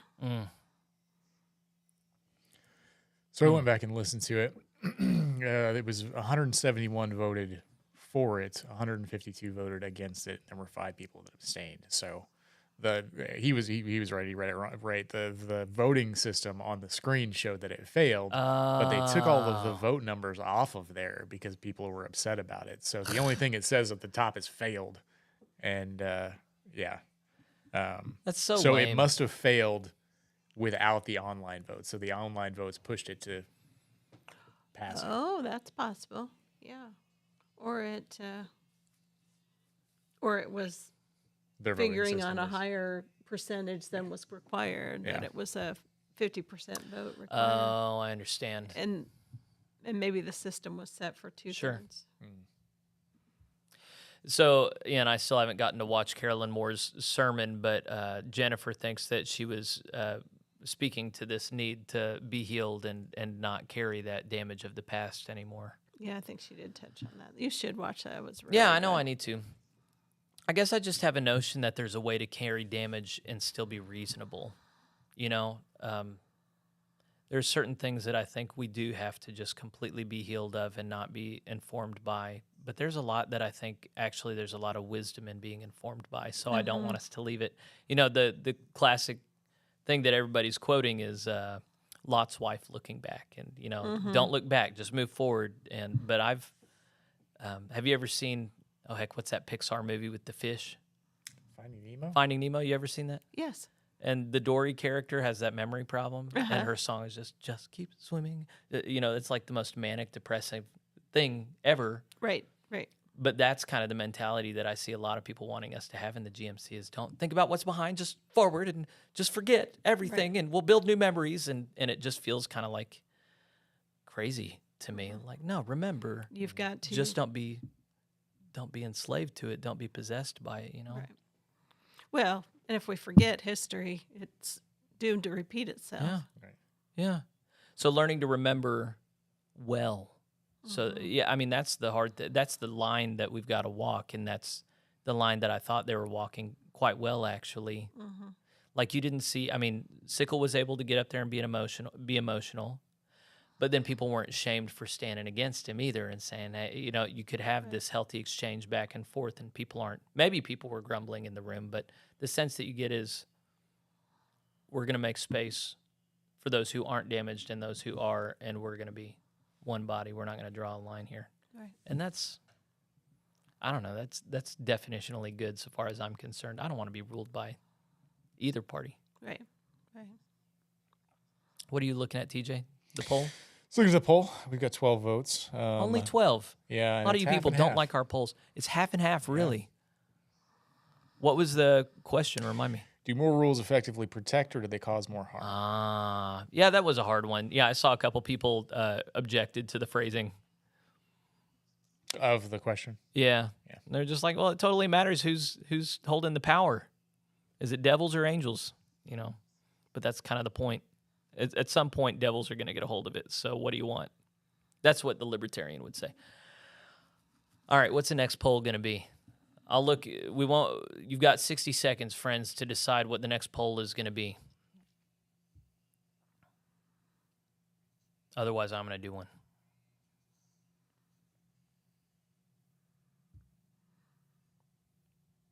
I doubt if that was a threat. Otherwise, I'm going to do one. They're all Yeah. like, go for it. Yeah, Jimmy, we got it back. Thank you. Thank you. Yeah, forgive but don't forget. Jennifer said that. Jonathan said, I think that's a good summary. Yeah.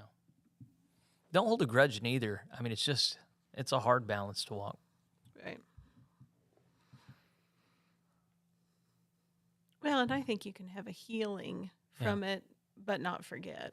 You know, it's, I it's like that, yeah. letting the power, the pain of it control you, or you're going forward. Yeah. Yeah.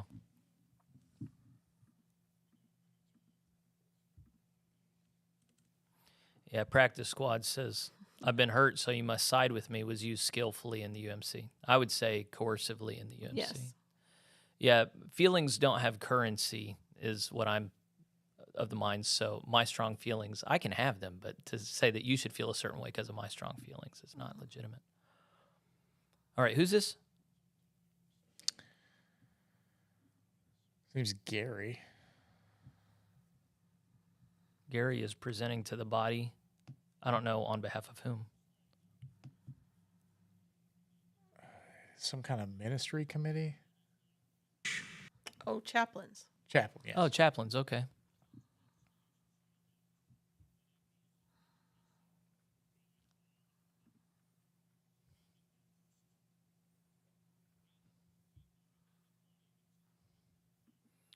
They've endorsed 84 chaplains, huh?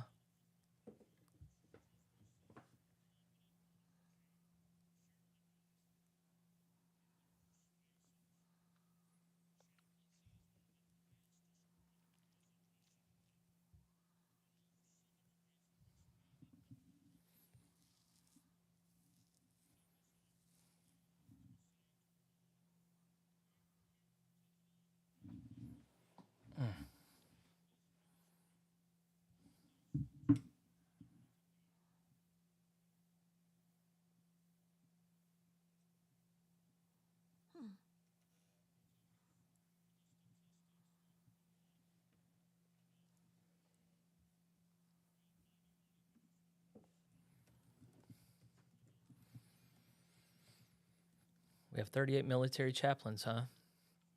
Wow. This guy is Gary Clore.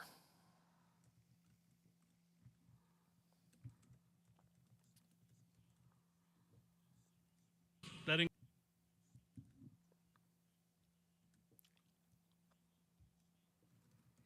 think it's tough to be a military chaplain. Oh, yeah, in this especially day. nowadays, yeah.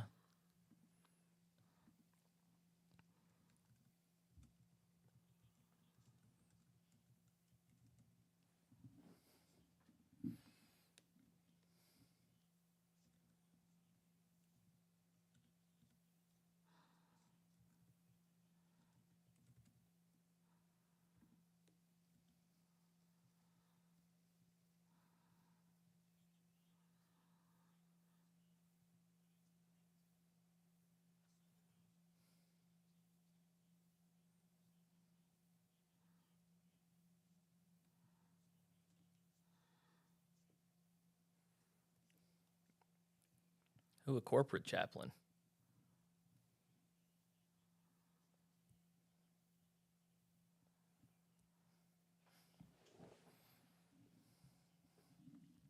Ow.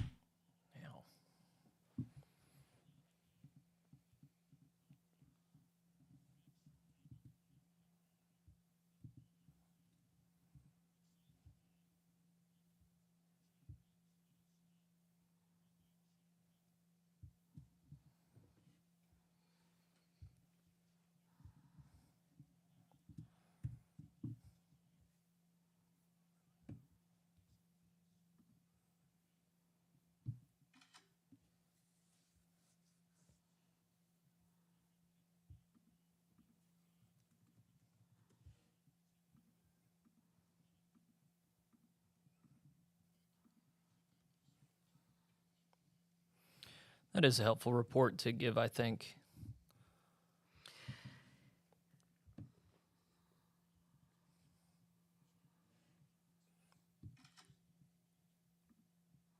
All right, Chair of the Conferences Committee is up.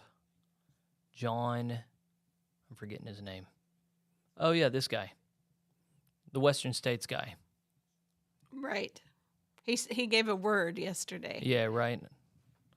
And I thought that was really interesting that the bishops didn't cut that off. You know, Well, they let kind of the did word- when it was over, but Right, it right. was But they let perfect it. It went timing. on Yeah. quite a ways. It did, though, yeah. a long time, and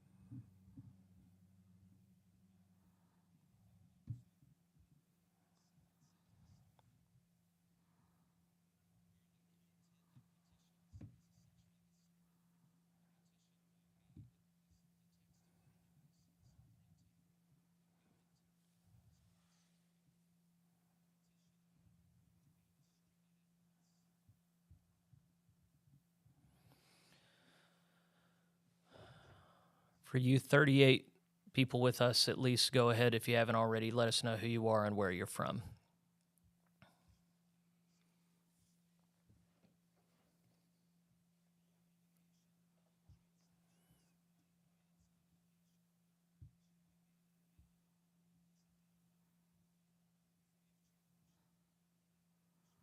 free of charge.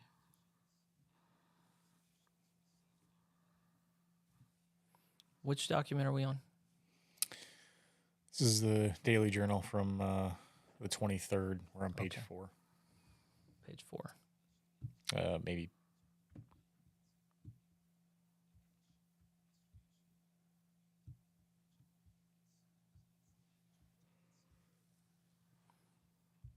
So this is consent agenda conf 2A. Yes, 2A. 194 is on page 5.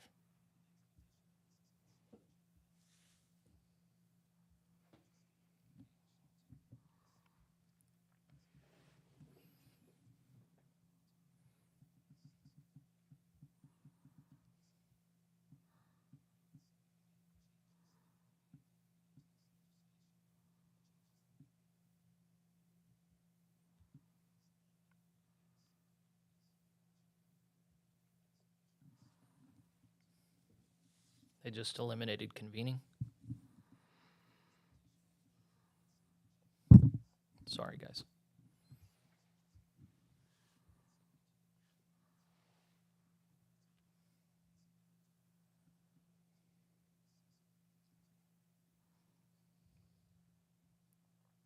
Okay.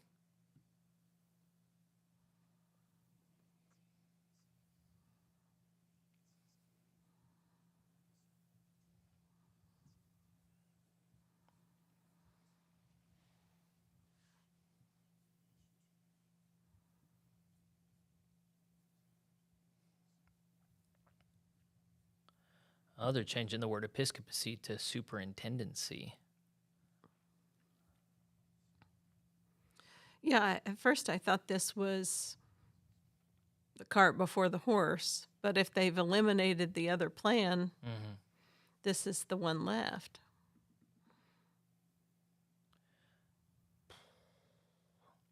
All right, so there are several bills put forward here that carried a majority of the sentiment and of the conferences committee.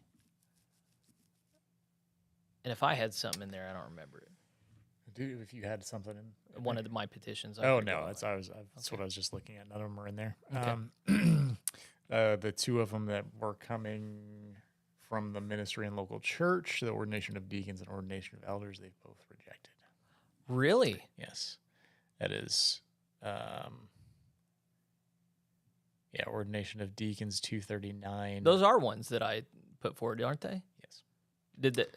Is that in the consent agenda right now? No, that's whenever the ministry and local church comes up. There are five of the 9 went into this. 2 of them are from the ministry and local church, which hasn't got up yet. There's one from conferences committee, which I don't know if they've actually gone or not. I'm really surprised they shut that down. What's there to object to? I don't know. It doesn't say. So they passed that first. I wonder if they're even going to address that. to. So at this rate, I have a 0% success Financial administration, they shot that one down. Mhm. Episcopacy and superintendency, the capping salaries. They shot that one down yesterday, I believe. We're going to consent agenda 2B.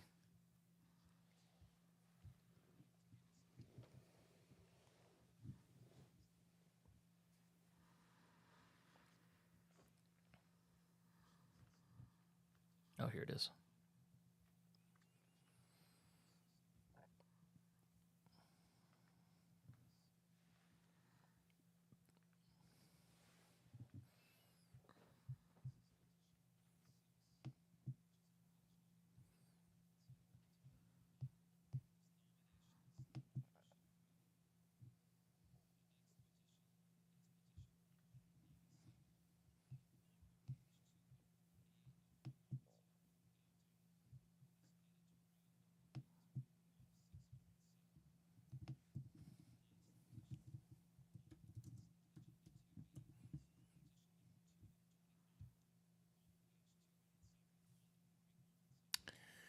There should be. The conferences committee did take up one of our petitions, 246, but I don't see it on the connect. I don't see it as rejected unless they rejected it earlier. Yeah, we can look back and find that. Is that the one where we outlaw regional Yeah. conferences? Okay.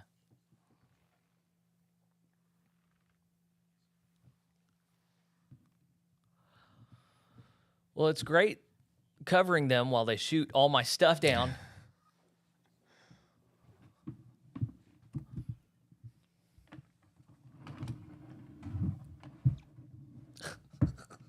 Sweet.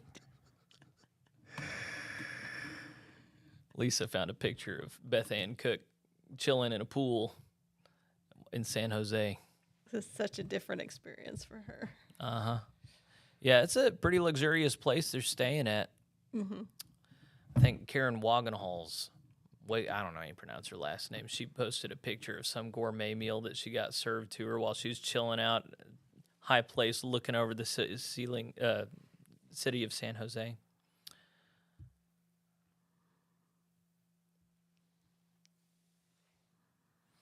Deborah Beatty's with us. Hey, sister.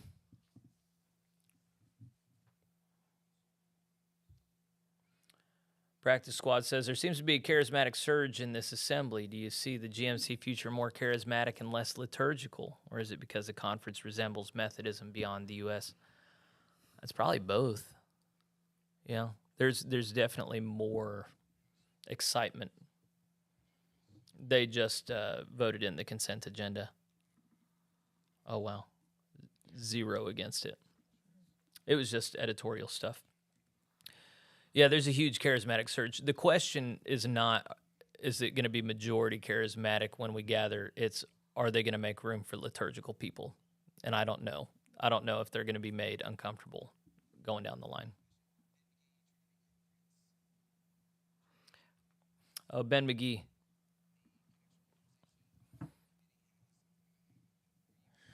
I think the reasoning, it doesn't say it on there specifically, but the reasoning for the rejecting 246, which was the removal of conferences, regional conferences, because there were a couple of petitions, not just ours, that dealt with that. dealt Yeah. with it. So they just kind of lumped them all into one and rejected the others. So I assume that's why. He doesn't say it specifically, but.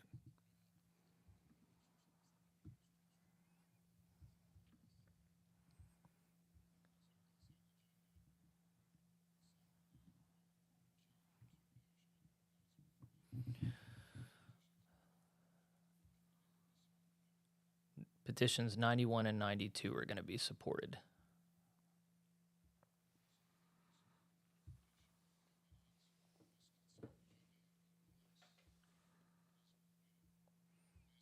Delete Christian unity. We don't want that. Well, it was just a title. Right. And I Was- forget. And then petition 92 Covered it was elsewhere. delete other Wesleyan denominations from paragraph 523. Isn't it moved somewhere else? It's been covered somewhere else.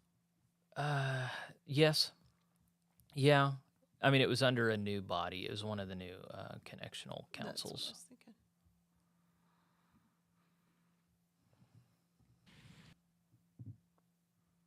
So didn't Joe say when you interviewed him Yesterday, yeah. yesterday that he's never seen it work so well, where all the worships have blended together? that they've Yeah.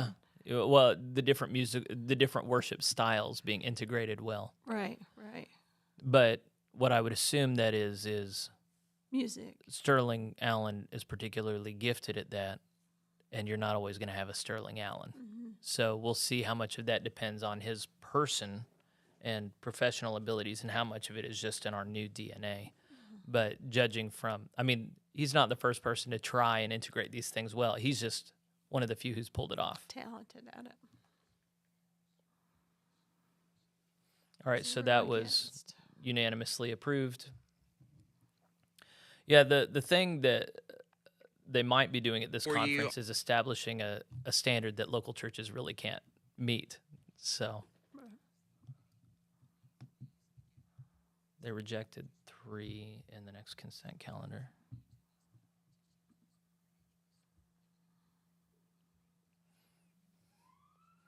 Oh, same reason. I wonder why they broke these up between 2 consent calendars or consent agendas. Well, one of the consent calendars is here's the ones we want to accept, and you've got to vote on accepting those. Here's the second one, and those It's are all ones we wanna rejections. reject. Yeah, and you have to accept or reject those. This is why we pay TJ the big bucks. Thank you, TJ. Yeah. Oh yeah, it's right there. Petition supported, petitions rejected. TJ, if you could just follow me around and add clarification to my life, that would be really helpful. Oh, and then it looks like this is the end, unless he's going to direct us to a different section. Yeah, I didn't even know he was going to go. They were going to go to this one. I thought they were going to break for lunch. Yeah, they said vote. Well, they're about 13 minutes short of lunch, 12:15.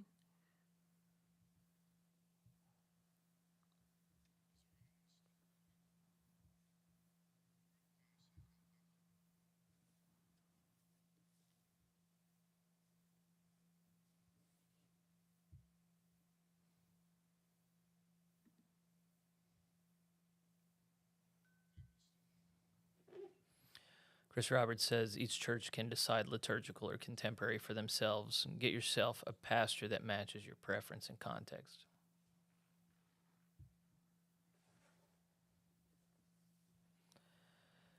Jennifer, yeah, if you watch the United Methodist proceedings, you saw them just put stuff on the consent calendar and not even walk through it. But she's saying, I like that there isn't just consent calendar, but that they're still speaking to each thing. That's just about building trust and showing respect to the assembled body.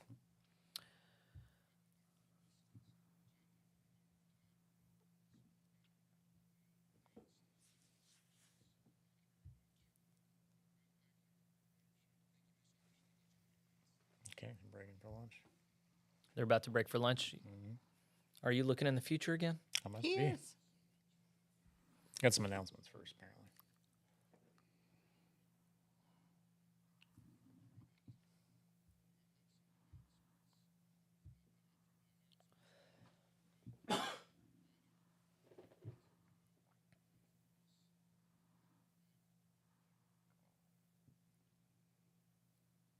Is it really pronounced Vita?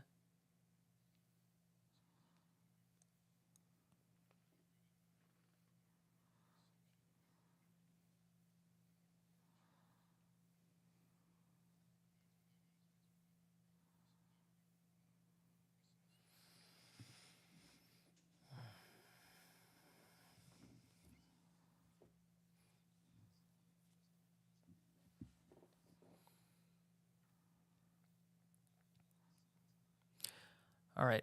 I'm thinking of polls again while Lambrecht is making announcements. We'll do one more poll before we end our stream. It will be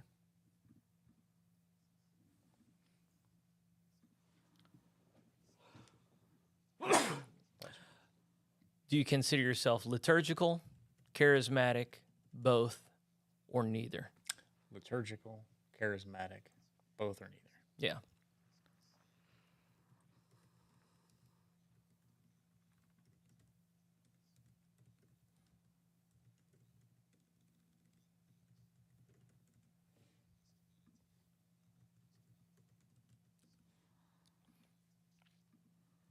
Apparently, they don't have printed copies of the conference journal yet.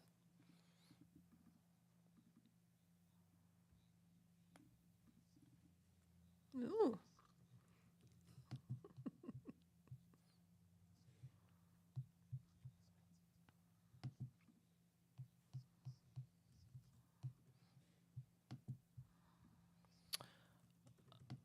Okay, right after lunch, they're doing the Episcopacy conversation. Have you looked at that already, TJ? No, not yet. Figured he was all over that.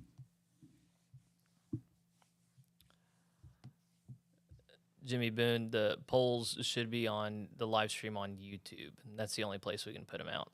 So, Yeah, for whatever reason, I don't like it doesn't look like Facebook lets us do a live poll. It lets us do a poll that goes to the page. It's just like a post, but yeah. Regional conferences eliminated. Top of the list. Oh, are they going to do that this afternoon? Yep. oh,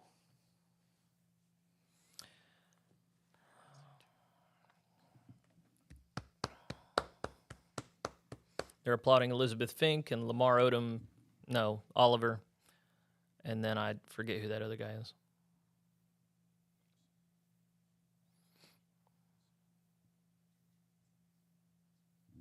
A moment of personal privilege. Joy Griffin, International Leadership Institute.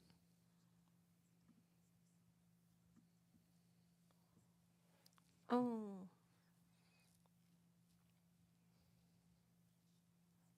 Oh no. Davies Musingo.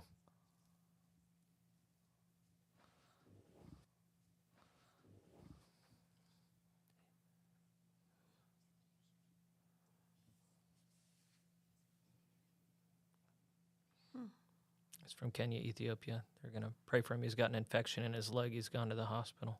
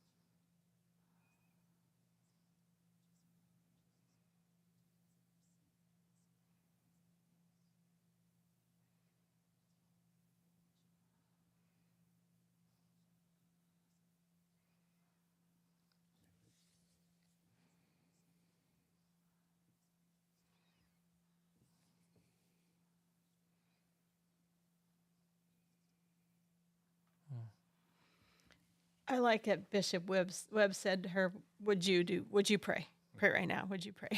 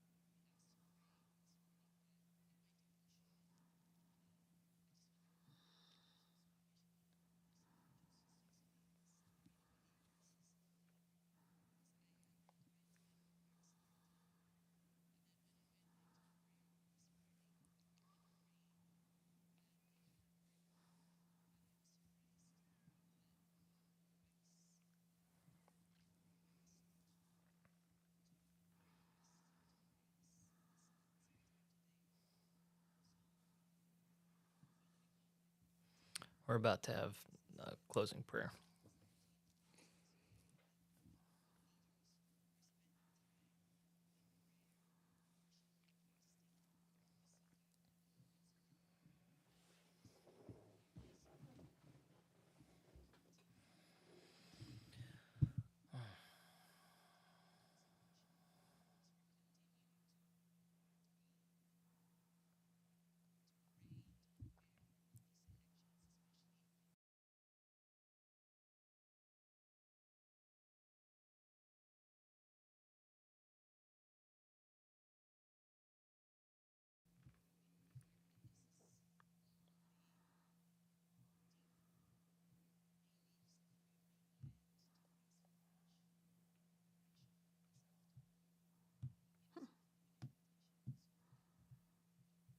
She's encouraging everybody to fast in preparation for this afternoon.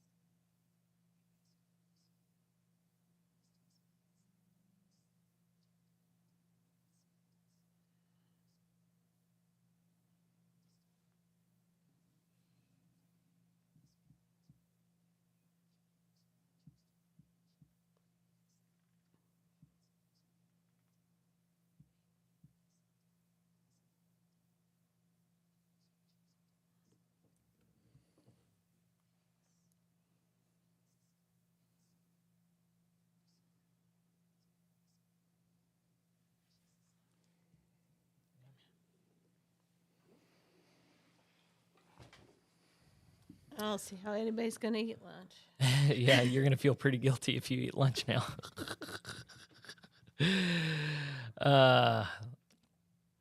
Couple comments. The live stream is over now, so we'll wrap up here. I am curious, how's the poll going? I just ended it. You got 14 votes. Man, people do not like doing the polls. We got more than that. Well, we actually lost some people since I last looked. We got 30 people with us right now. Well, we got 64 said both, 28% said liturgical, 7% said neither, and then nobody said just charismatic. Nobody said just charismatic. Okay, so I would imagine a lot of those who said both are actually well, okay, so part of the reality is there is no way to worship without a liturgy. There's always a liturgy. Whether or not it's spelled out is a question, but there's no way to not have like a way that you worship. Everybody has a way of worship. But whether or not you use like written liturgy, I wish there had been a way to be explicit about that. There just aren't going to be many charismatics who are like, I'm only charismatic, give me no liturgy. You know, most know you need some liturgy. All right, well, we'll get better at writing these polls. Jonathan Lamb says, I wonder if the question, what do you identify with best, charismatic, evangelical, or liturgical might be better. Sorry, thought about this after you posted the question. Yeah. All right, maybe we'll try that in the second go later today. Pat says, during the charismatic movement, the United Methodist Church in the UMC several decades ago, charismatics in my local church organized to take over lay leadership at the church or charge conference. It was quite divisive. I heard of that happening in several places. Jennifer says, that explains your opinion on lack of structure to charismatic worship. The caterers must be short on food for lunch. That was good. Jimmy, I don't know. You have to actually find the live stream. If you're watching us live on YouTube, then the poll should show up right Yeah, at it's the in the top. comments. It's in the comments. At top of the comments. If you can see the comments, you should You find may it have at the to top. click on it to open it. Yeah, maybe. Once I clicked on it the first time, then it just appeared in the body. Yeah, it's not over the video at all. Okay. Yeah. All right. Sorry, Mr. Ben. Hopefully you'll find it here in a minute. I wanted to show a couple comments. I reached out to maybe, I don't know, an eighth of the people serving on different legislative committees. And I meant to get the names in here, and I regret that I didn't. But one response, I just said, I want to hear your reflections on your participation here. One says, as I reflect on the work in our committee, I am in awe of the great wisdom, compassion, and grace of the folks in our committee. I think they did a great work of caring for the concerns they heard and worked together to come to a solution. I'm sure you are supporting us in prayer, so thank you. And yeah, but I did neglect to say today's prayer in the 12 Days of Prayer document, so why don't I pull that up and we can do that once I find it.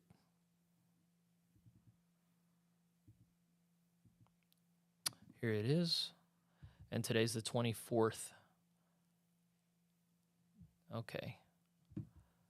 So I'll direct you to my screen and we'll attend upon. I know we just got done praying a lot, but you know, part of the moral of the story is you can't. Oh, and it's from our sister Ennis. Susan. So would you mind reading the scripture and then I'll say the prayer? Isaiah 55, 5 to 6 and 9. Surely you will summon nations you know not, and nations you do not know will come running to you because of the Lord your God, the Holy One of Israel. For he has endowed you with splendor. Seek the Lord while he may be found. Call on him while he is near. As the heavens are higher than the earth, so are my ways higher than your ways, and my thoughts than your thoughts. Father God, forgive us when we ask you to bless our agendas. Thank you for your faithful mercy and grace. Pour out your Spirit upon us that we might have a clear and unified vision of your plans and thoughts for the future of the GMC. We run to you and seek your face, thankful that you have been with us all along. Make us of one heart and one mind as you breathe new life into us. Revive us, O Lord. We ask this in Jesus' mighty name. Amen. Not a bad prayer from Mrs. Ennis at all. Appreciate that prayer, Susan. The other comment that I wanted to highlight, it doesn't really matter what committee this was. I think it was Episcopacy. It doesn't matter, though. He said, when the work of this committee began in late August, I commented to a friend that I knew why the Israelites so quickly wanted to return to Egypt. It was daunting, and there were entrenched egos. Now that we've aligned through the work, I can say the years in the desert, i.e. the decades of abuse in the UMC, were God's refining years to bring us to just such a time as this. We aren't perfect, but we are united in the Spirit. I think that's a really helpful reference point. And then, of course, he used language from Esther as well. It was for such a time as this. So that's what we're praying for. And the only thing I've said in response to all of this optimism, and I heard it in the prayer she said just now, is a spirit of brokenness. Lord, break us. We repent. And I just want more specificity there. That's all I'm asking for. I just want people to get real clear about not just what we're running towards, but we're running away from. And it's worth remembering that originally, to become a Methodist, you didn't have to confess the Nicene Creed or the Apostles' Creed or submit to John Wesley's leadership or anything like that. All you had to do was confess a sincere desire to flee from the wrath to come and be saved from your sins. And so I hope that we can get really clear about not just what we're running toward, but what we're running away from. And we were talking about this yesterday, naming the sins that defined our past that we're now getting away from. So I don't know what that looks like, or if that, I mean, that's almost certainly not going to happen in this gathering, but I do like to imagine that there's a way in the future where the GMC is going to name stuff in our past that we just say, we're not going to do that anymore. And you've seen some of that on the floor of General Conference, you know, and I appreciate it. I forget who said it in the comments here. People's hurt feelings were once used as a weapon in the UMC. We're not going to do that anymore. And so just naming things like that, yeah, we are going to have a culture change. Would be really great. So we're going to wrap here in a couple minutes. Did you put up a new poll already? No new poll. Okay, we won't do one. I think we're close to the end. Lisa, are you sticking around for the second half today, or are you going home? Yeah, I can stay till about 4. Okay, if that's you want great. me to. No, I do want you to. Okay, I'm just going to let my wife know you're coming over for lunch. Okay, I'd like to be around when the Episcopacy. Yeah, committee right. You don't comes want to back. be on the road for I that. don't want to miss that. TJ, you want to come over for lunch? As soon as I take the dog out, I gotta run and take the dog out. Okay. Anything else you think we should cover or talk about that happened this morning? Nothing that's jumps out at me, I guess. Okay. There was a lot that happened. I would just say if you're just now catching on, you're going down through the live stream of what happened this morning, there's a lot of stuff on the consent calendars. The documents that you're going to want to go to the website, sotheworldwillknow.org. And then on the top right, you're going to want to click that menu, or it comes up naturally when you hover over it. Go to important documents and download the one for yesterday, September 23rd, and that's the one. The daily journal is what they call it for September 23rd, and that one's going to have all of the consent agenda items. And then when it references petitions, you're going to want to download what's that document called? Pre-conference journal. Yeah, pre-conference report final. They emailed that out to everybody on the mailing list. Is that on the website? Pre-conference report final. Yeah. If you're looking for just the petitions, there's actually a. Oh, you can just go down to petitions? Yeah. Yeah, I'm going to show that on my screen. Oh. You go to more, and you go down to petitions. And then, the document I was telling you about is right there. So it'll bring it up for you, and that's the final pre-petition. It's a good thing to have for your own records, but whenever they reference a petition, you can look it up there. Yeah, and if you don't know how to search, you hit Command F. Yeah, have the journal up so you know where we're at, and then if you need to reference a petition, have the petition thing up. Yeah, yeah. And do we want the 23, or do we want there are 3 24s? Are there really? 2 20. No, there's only 1 24, I guess. I don't know what's in the 24. I don't think we've gotten to the 24 yet. Yeah, for I don't think whatever we reason. have. I I'm thought sure they're maybe going to that use was that the tomorrow. afternoon. Oh, Okay. maybe. Yeah, we're going to see here in a minute. Yeah. Okay. So. All right. Well, listen, friends, we're going to go get lunch, take care of our dogs, say hey to our people, and then we'll be back at it it's probably going to be at least 2:30. So we'll see. But it's been fun doing this with y'all. Y'all check back in with us in a little bit, and then if you know of anybody else who wants to track with us, then let them know. As always, I got to remind you, if you want to support me and TJ in this ministry, then you go over to plainspoken.locals.com. Let's see, what else is there? If you want to consider my writings, and I've talked a lot about recently, distinctives of the Methodist heritage, what it means to claim to be a Methodist, it's just fine. All the prayer that we're doing, that's great, but there are specific markers that a lot of people don't know about. You might want to read up on that. Go over to jeffreyrickman.substack.com. And then to sign up for the actual podcast that I do whenever I'm not obsessing about Convening Conference, go over to plainspokenpod.substack.com. A lot of people support me in all three of these places. Well, nobody does all three, but in all three places there are people who support me. And then the place to reach me is at plainspokenpod@gmail.com. You can write me there. I take news tips there, encouragements, critiques, not usually, I don't know. But I'll take some if you got a constructive critique. All right, we ready to go get lunch? All right, friends, we'll see y'all later.